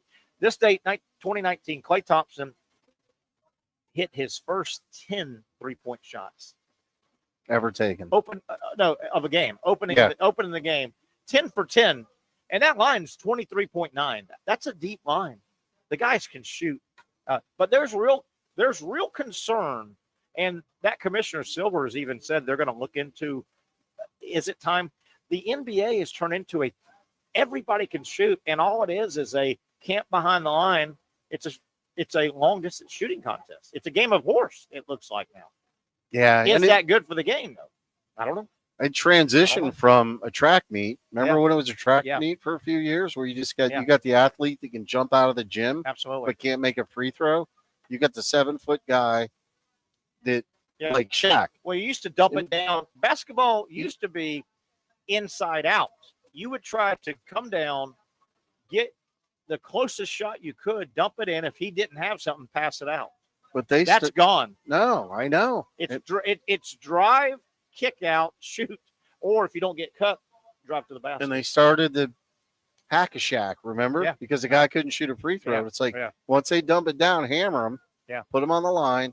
No, you make a good point. It's like even if you watch the NBA All-Star game and the score ends up being 172 to 168 they had one game that was 200 and something. Yeah, I mean, it's that's like the outdoor park at Lackawanna Park or something. Might as well be the Harlem Globetrotters at that point. I want to get a couple Gator things in, and we could probably later on in the week get deeper into this, but I want to throw some things out. Florida, they had a backup quarterback through the portal that didn't quite sign, and he bolted. So Florida needs a backup quarterback, an insurance guy. They got a good guy. They got a guy now, and I think he's signed. Harrison Bailey. I remember this kid, 4-star recruit, signed with Tennessee several years ago, and didn't work out. He's on his fourth school. He's gone, but he was a 4-star recruit. I remember. Yeah. But this could be good news for Florida as insurance at quarterback. 4-star out of Marietta, signed with Tennessee, played in 6 games. He actually in 2020 had one start against Florida. He was playing for Tennessee at the time. He was 14 for 21 with a touchdown in a 31-19 Florida win when he played for Tennessee. So he had a little bit. He threw for 578 yards in that abbreviated season. Went to UNLV. Went to Louisville. He came from Louisville. He played at Louisville this past year. He backed up the quarterback in Louisville who's got a shot at the NFL. The quarterback at Louisville this bowl season opted out. So Harrison Bailey played the entire game.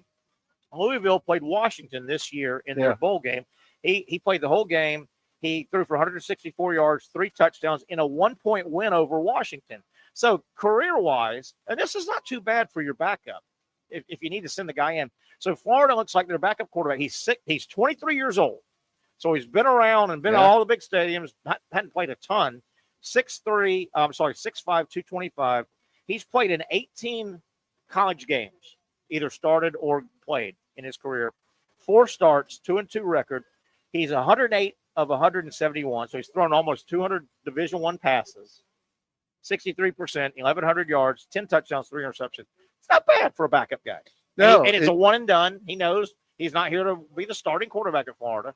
Not bad. So that's the key right there. Yeah. He's not here to be the starting quarterback because look what's happening now. If you're not playing, I'll go to this. Derrick Henry sat for 2 years. Mm-hmm. That's not happening anymore. So if you come in as a 4-star quarterback and you're not playing right away, I'm out. I just want to get that out. But to your point, if you come in and say, I want to be a backup, I'm okay with that. Yeah. And if my guy goes down, plug me in. Yeah, and maybe he can play. Maybe he can show somebody It's a something. lost art. Maybe he can play. Maybe he can show somebody something. Maybe he can get into a camp as a free agent. Or maybe he wants to be a coach. Maybe he just wants to play. Yeah. As we go to break, I want to throw this out. And this is discussion for another day. But there's a little rumor some pickup steam rumor. I don't know how. That's why it's called a rumor. There's some talk that people around the Florida program, football, think Billy Napier is content and not going to bring in an offensive coordinator. He said, "Hey, man, our stuff's starting to work." I think that'd be a disaster. But there's a rumor that, and if he's going to make a move, college football's over now. If you're wanting to, there was talk that maybe Chip Kelly, Napier was talking to. Got to let him play a season out. Right. Season's done now. And we're deep in January. Even guys that had contracts, a lot of times your contract may say you can't leave until January 15th. Well, I think, and we'll get into this in the offseason, I think it's a huge mistake if Billy Napier thinks he can still manage a game and manage the play calling. I think he struggles with game management mightily, and we've seen it. He's going into his 8th year as a head coach at the Division I level. Yeah. I don't think it's just going to magically come on. He struggles. He's overwhelmed in games. He has trouble. I don't think he has a good feel for offense. He's the guy. He decides a triple reverse double pass. And you have to be a head coach and trust your coordinators. Here might be his fear. If I bring an offensive guy, if he brings a Chip Kelly in, I can tell you right now, he's going to fear for his job. Yeah, that's 100%. I just hired my 100%. replacement. All right, let's take a break here. Pushing 5:30. We got about a half hour to continue the Young and Norvelle show. I want to thank the good folks, Josh and Callie. They're wonderful to us here at Hurricane Joint the Creek. Obviously, when you have the name Wing in your name, Hurricane Grill and Wing, you do wings well. Much more on the menu. Great burgers, great cheeseburgers, chicken sandwich, fajitas, quesadilla, tacos, all of that. So sometime, the group, one or two fish people, dip, by the way. There you go. Yeah. Sometime when you come to a restaurant that specializes in a certain thing, everybody in your party may not want that thing. That's why you want to have a diverse menu. They've got that here, all served with a smile. It's got a real Cheers kind of fun family atmosphere here. I'm not being corny with that. It's a fun place here at the foot of the Jointon Creek Bridge in the heart of Mandarin. Let's come back. We'll wrap up the final half hour on a Tuesday. The Young and Norvelle show continues right here on Action Sports Jacks. Finally, a family atmosphere, kid-friendly restaurant with a real sports bar feel. Bricks Jack's Beach features all of that and a large, climate-controlled covered patio with misting fans and heaters for all seasons. Mix in an extremely diverse menu that features the most quality and affordable steak at the beach, and there's no reason not to enjoy your next lunch, dinner, happy hour, or big sporting event at Bricks Jack's Beach, 300 2nd Street North in Jacksonville Beach. See you at Bricks Jack's Beach.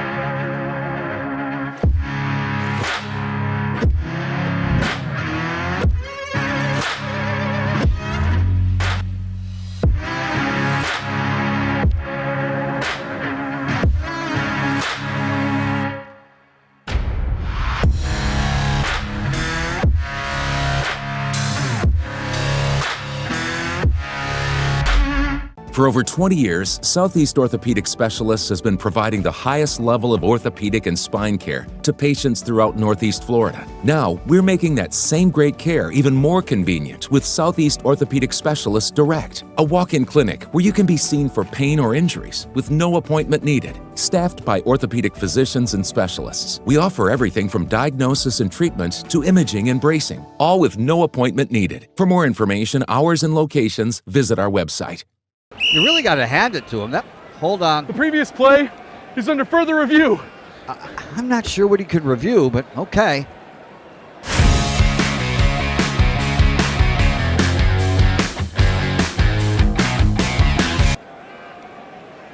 Sure has been a while. Dine in at Hurricane Grill and Wings for the football season. Well, there he is. Oh, what is that? Hey everyone, Olivia Tasley here from Action Sports Jacks to tell you all the different ways you can watch our new 24/7 network. 3 easy steps. You don't even need a pen and paper to write it down. Step number 1, download the app. Search Action News Jacks in your app store either on your phone or your smart TV. Then, once you're on the app, click on that little drop-down menu in the upper left-hand corner with the 3 little lines. That'll show you these options, and boom, right here, click Action Sports Jacks 24/7, and you will be brought to our continuous stream channel. That app can be accessed through all these different platforms, whether you have Roku, Fire TV, Smart TV, Apple TV, or Google TV. You can find our app. Now, if you don't have access to the app, don't worry, we still got you covered. We're across all social media platforms from Facebook, Instagram, X, YouTube, Twitch. We have a podcast channel. Plus, check out our short reels on our TikTok. Action Sports Jacks 24/7. It's on all the time and everywhere.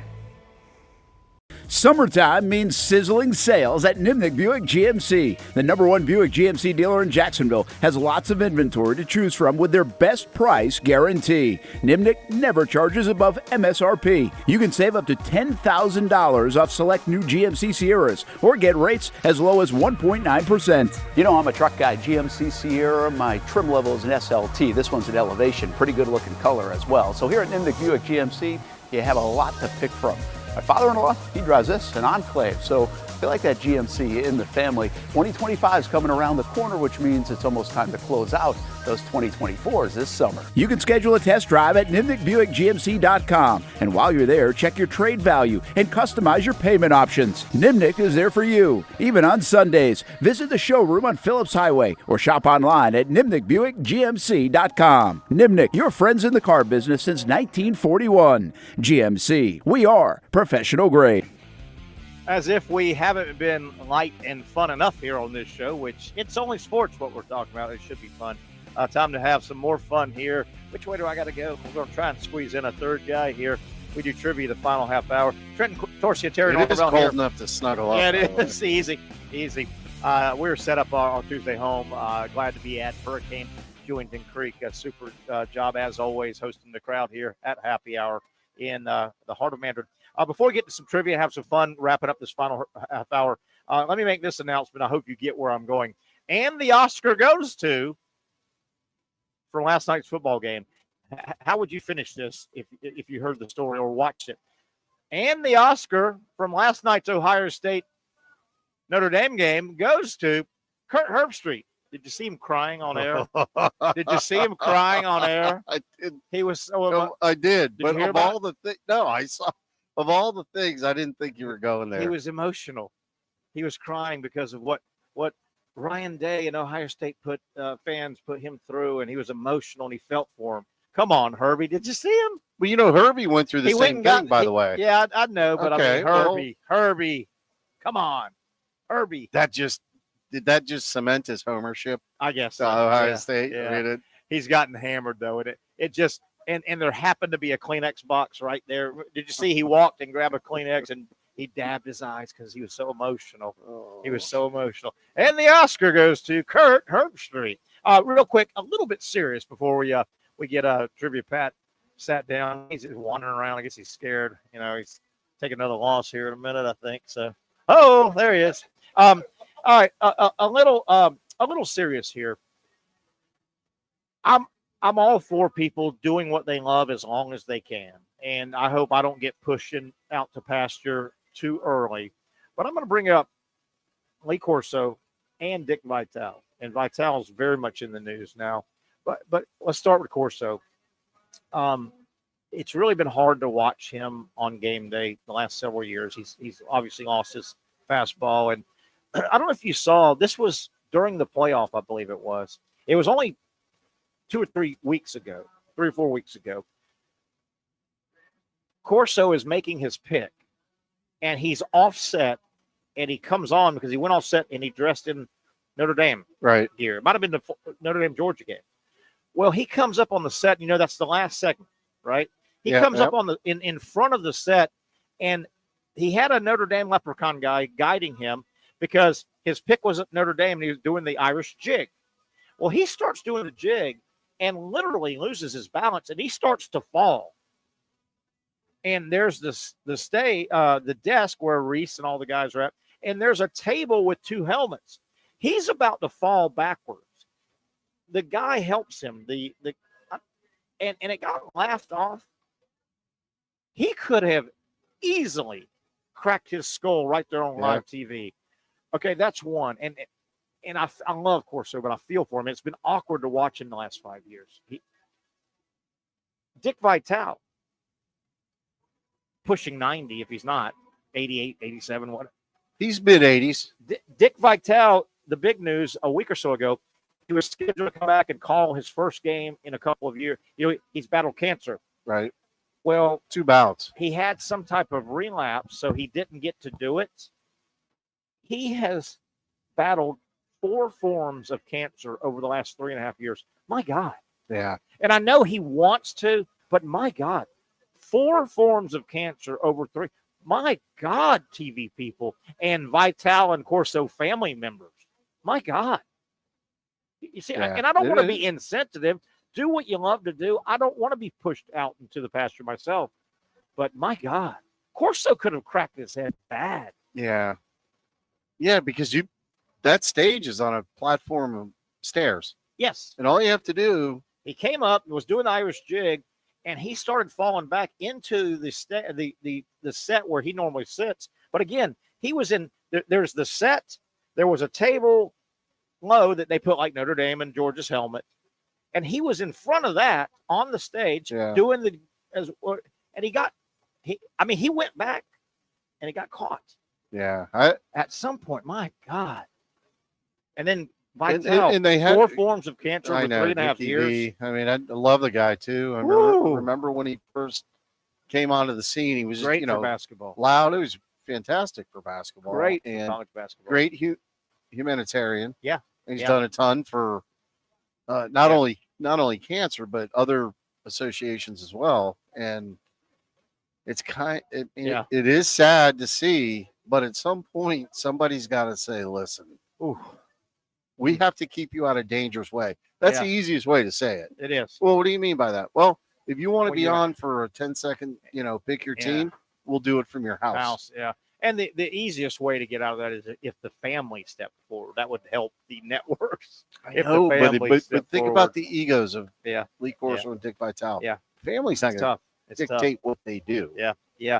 Real quick, before we do some trivia, college basketball tonight, obviously in the SEC. Vanderbilt, who just knocked off Tennessee. Vanderbilt is at Bama. Bama, I hope you folks had a chance to watch Alabama, Kentucky Saturday at noon. Huge. Fun game. Huge. It was fun. So that's a decent game, even though Vandy's not ranked. That's tonight. Mississippi State, 14th in the nation. Mississippi State at Tennessee. Tennessee's scuffling right now. They're not playing real well. Tennessee's lost a couple recently. Mississippi State rolls into Knoxville tonight. And Tennessee, they have number 1 Auburn on Saturday. So Tennessee, are they looking ahead? Well, if they don't win tonight, they're looking at a 3-game losing streak if they don't knock off number 1 Auburn. And then the other game, Missouri, a team that beat Florida pretty good. Missouri's now ranked 22nd. That helps the loss to Florida. Missouri at Texas. So some of the basketball from for tonight, of course, the SEC is a grind, man. They're going to get like 12 teams out of 16 into the tournament, it looks like. It's unbelievable. It I is. mean, I get, obviously I'm a Mississippi State guy, but I watched them play out Auburn. Auburn beat them by 24 points, and they looked like, remember the old Phi Slamma Jamma? Yeah. Well, Auburn, that was a tough night to be playing Auburn. That was their first game without their star Broom, and you knew that Pearl was going to have that team worked up. Hey, man, let's go show we're not just one. Their big center's the best player in the country right now. But he's out for a while. All right, let's see if hey Pat, are you? What am I not paying you for? Just to stand there? Get over here. I'm not paying you not to just stand there and not do anything. What do we do? My daughter, is engaged. I can say that now. Man, I did see that. It took a while. I'm very excited. Very excited. Can you get over there, Pat? Seems like a good guy too. He is a good guy. Andrew and Kendall are now officially. Nobody can hear you. Just wandering, about to spill beer. Trent, get your belly in. I got to. There we go. We got to squeeze 3 people in here, and you're about to squeeze me out. All right, I'm going to start some trivia off here just for fun. No, that's for you. Oh, for anybody. I don't care. He's on 6, I think. Say hi, 1, 2. Check. Hey, how do you sound? I sound great. How do you look? That's yeah. All right, so you got to you guys can see, we got to lead in, so everybody. All right, that's Trivia Pat. He goes 7 to about 8:30, right? Every Tuesday here. Yeah. About an hour and a half? Yeah. Trivia game? I would get here now, considering the weather. Yeah. And what a fun place to be, though, inside. It's warm and cozy in here. And, this is a neighborhood. I'm sure a lot of people tonight will come in, and they're from right around here. Don't have to drive far. What a place to be. You're going to be stuck in your house probably all day tomorrow, so why not get out tonight? For real. All right, I'm going to have some fun to get stuff started, and then he'll throw some. Tuesday trivia, the great funny movie Happy Gilmore, built around golf. Okay. In that movie, and it's a multiple choice, in that movie, Happy Gilmore, there was one very prominent golfer that had a role. Was it Arnold Palmer, Lee Trevino, or Jack Nicklaus? Multiple choice. One very famous golfer had a speaking role. I know the answer. Prominent. I do too. And I'll let you go first. Who do you think it was? Oh, we don't collaborate? We just... I don't care. It was Lee Trevino. Lee. Yeah, okay, you got it. Lee Trevino. Wasn't Palmer. Wasn't Nicklaus. And remember the other cameo that was probably the funniest scene in the movie. The writer had the foresight to say, hey, I got an idea. Let's have Happy get in a fight with Bob Barker. Where did that come from? And that was hilarious, wasn't it?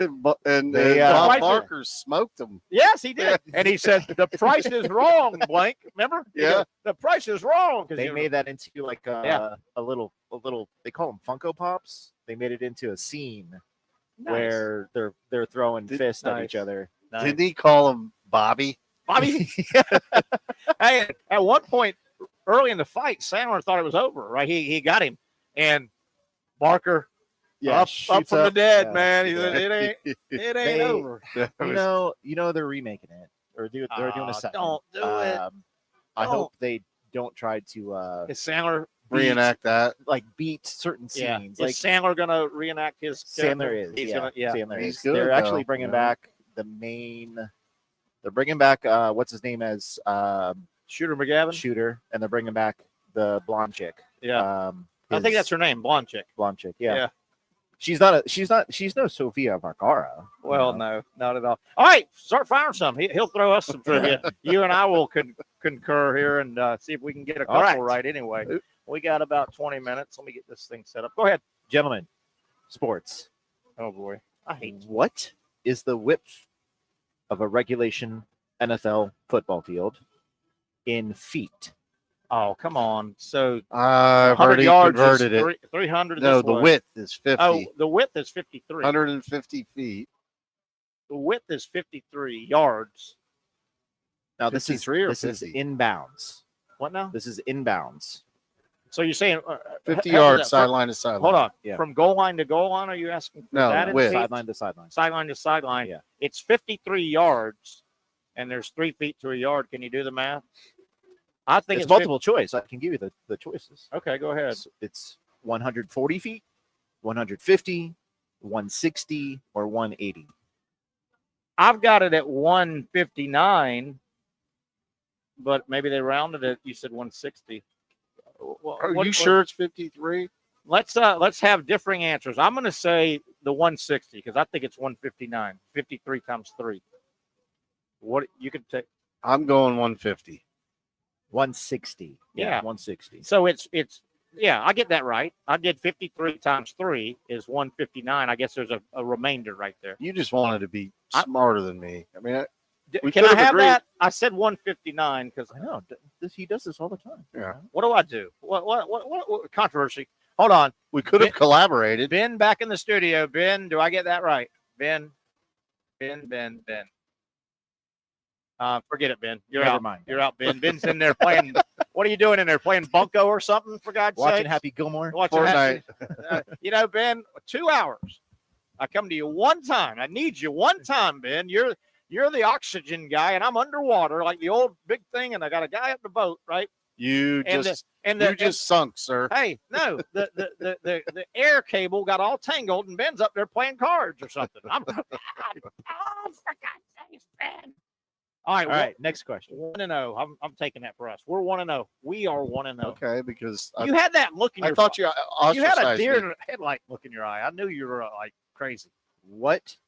This is a movies question. Oh, movies. What This was- is you, man. This is you. This What was is not the- me. What was the name of the heavyweight champion that was Rocky's main opponent in the original 1976 Rocky movie? Apollo Creed. No, that wasn't the original. Yeah, that was. It was? Yeah. Carl Apollo Weathers Creed. was the he was Apollo the Creed. champion. He was the pre-champion, red, white, and blue America. That was the original? Yes. Yeah. Dun, dun, dun, dun, dun, dun, dun, dun, dun, dun, dun, dun, dun, dun, dun, dun, dun. You can't beat him, Rocky. Oh, we gotta fight him. We ain't got a dime. We don't have any food in the house. I gotta feed him. I gotta beat him. I gotta fight him. Was that We're a gonna eat those goldfish if we don't get any money. I love this reenactment. Right? You guys are spot on. I gotta fight. Hey, I gotta fight. We got food in the house. We're gonna eat buckets. The dog, and we're gonna eat the 2 goldfish. I gotta fight him. I don't want you to fight him, Rocky. He's gonna hurt you. I don't care. I'm not real smart anyway. What you gonna do? Knock the sense out of me? I ain't got no sense. I ain't got no money either. We're 2-0. Sorry. Oh So, yeah, yeah, yeah. you're 2-0. Whoa, 2-0. So take that, Ben. We'll do this without Ben. All right. I'm taking Smart credit hands. for that, by the way. Yeah. So. Nice. You had it wrong. I didn't I guess. said I Apollo- didn't guess. I just questioned. I said Apollo Creed, and you go no. Well, that was a snap answer. So you're either really right or really wrong on snap answer. Yes, exactly. All right. Right. TV. Before starring in Breaking Bad, Bryan Cranston was known for his role as Hal in what TV show that ran from 2000 I know this one. to 2006? I know this one. We're just talking Malcolm in the Middle, right? He was the dad of Malcolm in the Middle. Yeah. Correct, Boom. Correct. Boom. Also remaking. Wow. By the way, Breaking Bad was a great, Fantastic. It was so intense, man, wasn't it? Great series. Did you see the movie they did? No. On Breaking Bad? El Camino. That was off that? Yeah, they closed out. Is it worth it? Yes. Yeah. Yeah, they closed out. El Camino. What's his name's character? Heisenberg or his assistant. whatever. His assistant. Oh, Jesse.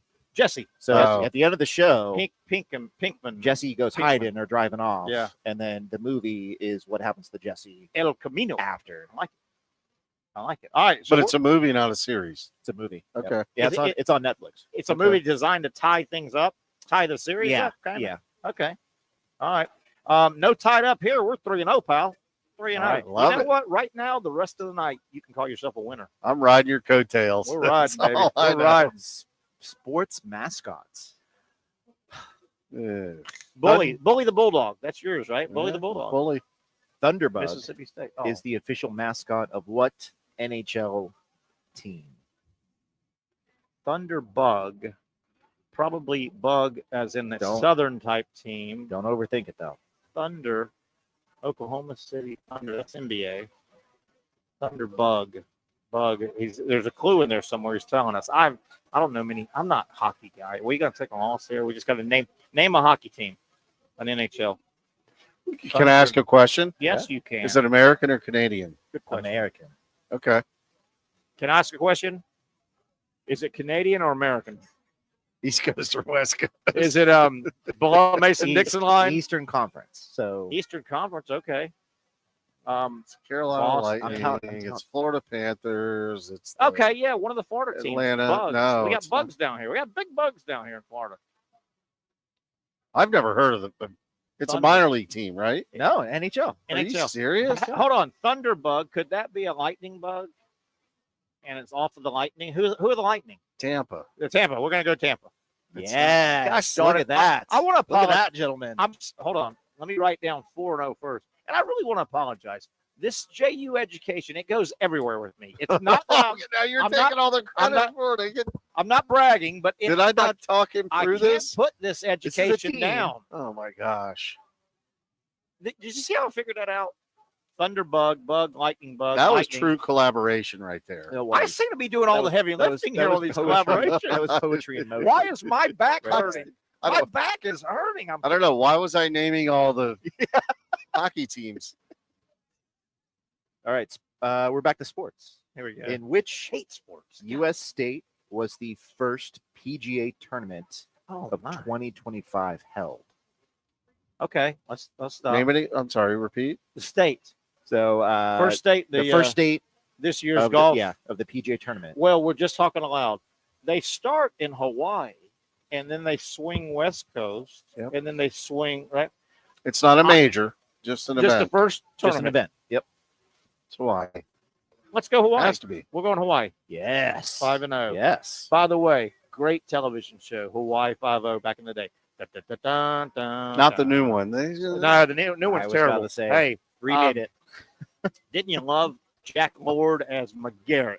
Loved it. Book him, Dano. Dano, the helper. Loved it. You know, one of his big. He had a bunch of nemesis. One of the big nemesis was that bald guy from over in Asia. Wofat was his name. Remember Wofat? He'd roll in about every 12 episodes, and he'd just pitch a you know what for about 48 minutes, and then Steve McGarrett would bring him in, cuff him, Dano. All of it, right? Book him, Dano, Book right 'em. now. Yep. All right, we're 5-0. You got 6 minutes to try and get smart over there, Mr. Smart. All right. Here we go. Now he's going to go to calculus or something. Don't do anything stupid. Geography. Oh, God. That's Nobody. not my geography's- wheelhouse. Geography's overrated. Yeah. Let's go Hypotenuse Triangle or whatever that thing is. That's geography. Hippopotamus triangle angle thing. I see why you're on the radio. Yeah, geography.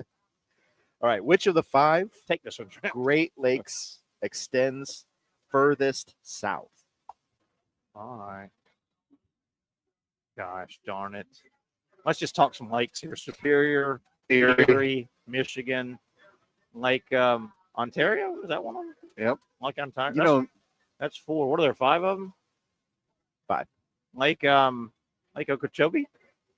That's pretty far south. It's got to be Lake Okeechobee. That's way down there by Miami, right? yeah. Take a stab.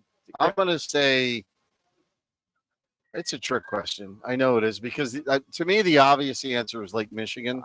Let's go with that. Let's go with that. Well, you said that's the obvious answer, but you Yeah. said you feel like it's a trick question. I do. And I would say if I had to answer the trickery, And you do. Lake Superior. Hang on, Trent. Hang on. You have to know the answer. You threw the I was question out. and then I was getting ready for more questions. It's Erie. Okay, we'll take a loss on Yeah. Erie. that. Trent will take a loss on that. That's fine. Trent, Ooh. you take a loss on that. Oh, thanks. Look at this guy. What? No, What? not only He did went solo. he rolled me under the bus. Oh, No, no. after you tapped me on the shoulder and You said, went- "You got You this." went solo. 4 minutes. 4 minutes. We got time for a bunch more. All right. 5-1, by the way. We're- We need to we're- go 4 corners. We need to stall this thing out, Yeah, I man. agree. We're back to sports. Oh, sports. We hate sports. How many hurdles are there in the men's 110-meter hurdles event? That is hard. Well, they're 10 meters apart. So 10? 11. It's 110. Now, Not 100. there's a build up to the running. Oh, okay. And Let's go with 10. the end. That's a hint. Yeah, let's go 10 then. And the end. And in the end, Paul McCartney. It's either 9 or 10, but You pick it, 9 or 10. Pick it. Just pick it. Just pick the right one. Pick it and pick the right one. That's all You the play. pick it. Let's go with 9. I like 9. At 10. Son of a gun. That's okay. Hey, we're still 5-2. We've got 3 minutes and 30 seconds left. And I'll get him talking about something. He won't even know I'm stalling. Hey, Pat, how was your weekend? Did we talk about that? Because that last hurdle, you have a finish. You have a start and a finish. That Yeah, so don't think of it as like every 10 meters there's a hurdle. There's Are they 110. exactly the same so amount? for 10 meters total, there's some running, and then you do this question- the jumping. You know what I think? Let me tell you what I think, guys. I think this question is under protest. No. Okay. Not. We lost it. we could go run it. 5-2. You would That may be this. All right. The single worst idea you've ever had today. That's true. 5-2. I'd pay to see that, but the little hurdles. as I'm we're running right under them. another, going right under another 'em. sports question. Sports question. We hate As sports, stated don't we? by the USGA, what is the maximum number of golf clubs a player may carry in their bag. If I get this, you guys are going to say, "Man, this guy Terry for a round of golf." This is a total layup. I know this. Slam dunk. I do know it. I'm going to write mine down. Okay. Here, you write yours down right there. I'm not going to look. Okay, this is scientific. All right, cover yours. Okay, on 1, 2, 3. 1, 2, 3. 14. We're going with. Yes. Boom. Yes. That was scientific right there, pal. You know what? That's teamwork right there. That was 14. Until you get it wrong, Trent, and then 2 minutes. And then it's my fault. 2 minutes. Okay. 2 minutes. Last question. All right. Wait a minute. We'll see. From the three major sports leagues of Football, baseball, MLB, NHL, and NBA. NHL. MLB is bigger than that. It's in there. MLB, NHL, and NBA. The only one that's not is NFL. That would make it too easy. What was the most recent Canadian-based sports team to win a championship? That's a good question. I don't like it because I That's a don't know great it. question. But that is a good. And you didn't say the Grey Cup, thank God. You didn't say the CFL. So MLB, the last to win one of those. So It's got to be. Toronto's It's got to be a baseball. hockey team. It's got to be hockey, right? It has to be.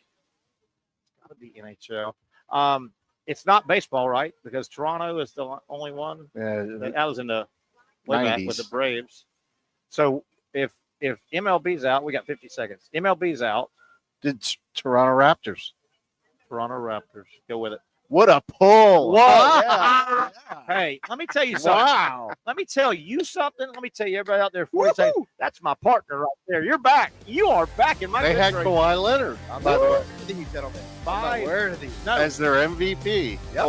What a Kawhi Leonard. pull. I thought you guys were going to say the Saskatchewan Rough Riders. Hey, somebody. 6-3, 25 minutes. Real quick question, Pat. Did you bring any hard questions today? Sir. 20 next seconds. week. Next week. Okay, there we go. Good job. That'll Thank wrap you, it up. guys. I want to thank Love our it. producer, Big Ben, for getting everything done. Been a fun show. We enjoyed it. We'll do it again tomorrow. We think with the weather, we may be on tomorrow, the Young and Norvelle show at 4 o'clock. Have a great, safe, warm Tuesday, everybody. Talk soon.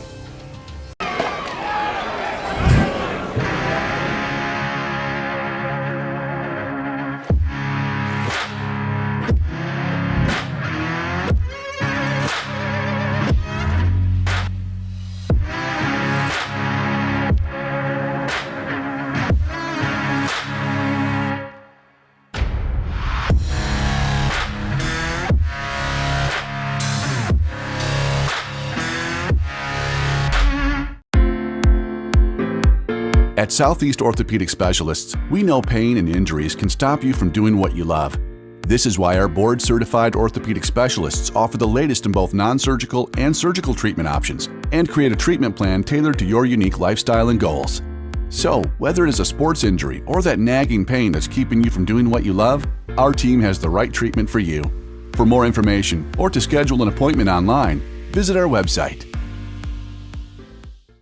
Finally, a family atmosphere, kid-friendly restaurant with a real sports bar feel. Rick's Jack's Beach features all of that and a large, climate-controlled covered patio with misting fans and heaters for all seasons. Mix in an extremely diverse menu that features the most quality and affordable steak at the beach, and there's no reason not to enjoy your next lunch, dinner, happy hour, or big sporting event at Rick's Jack's Beach, 300 2nd Street North in Jacksonville Beach. See you at Rick's Jack's Beach. You really got to hand it to him. Hold on. The previous play is under further review. I'm not sure what he could review, but okay.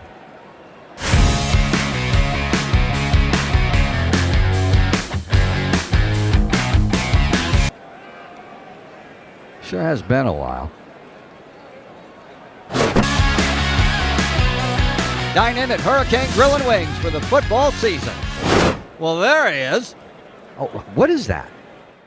The Action Sports Jacks 24/7 network is streaming. I'm Stuart Weber, and I'm here to teach you a nice 3-step process on how you can watch all your favorite programming from the Brent and Austin Show every weekday 10 a.m. to 1 p.m. or the Cup Date with me. It's fantastic. We talk NASCAR. It's a great time. Wednesdays at 1 o'clock. All right, first step, easy. Download the Action News Jacks app. You probably already have it downloaded on your phone. So You might already have that one taken care of. Step 2, see that stack of pancakes up there? You click that stack of pancakes, and it's going to bring down step number 3, which is a full screen of all the different streams that you can click on, including the Action Sports Jacks 24/7 stream. You click that, the video's rocking and rolling on your mobile device. You're watching all the shows you want to, and you're having a good time. You can also do it on your smart TV with the Action News Jacks Now app. I do it on my Samsung TV at home. It's a great way to watch it on a nice, large screen for all the content. That's the Action Sports Jacks 24/7 network. Hope you can find it. You trust CGC to make your water great, and now you can trust CGC with your plumbing needs as well. Fast, convenient scheduling, licensed and insured. A quick call away at 904-552-1242. You never know when you're going to have an issue with a shower, toilet, or maybe it's a sink that sometimes is easy to fix. All right, let's be honest. I'm not fixing anything. I'm totally staging this because when I have a plumbing problem, I call CGC Water Treatment and Plumbing. Trained professionals, transparent pricing, customer satisfaction. Small problem or even a bigger issue. Maybe you need a new tankless water heater or something a bit more intricate. The experts with 25 years of experience at CGC Water Treatment and Plumbing can do it all. Call 904-552-1242 or visit cgcwater.com. That's 904-552-1242 or cgcwater.com. CGC Water Treatment and Plumbing, an authorized independent Connecticut dealer. Florida license number CFC 14325.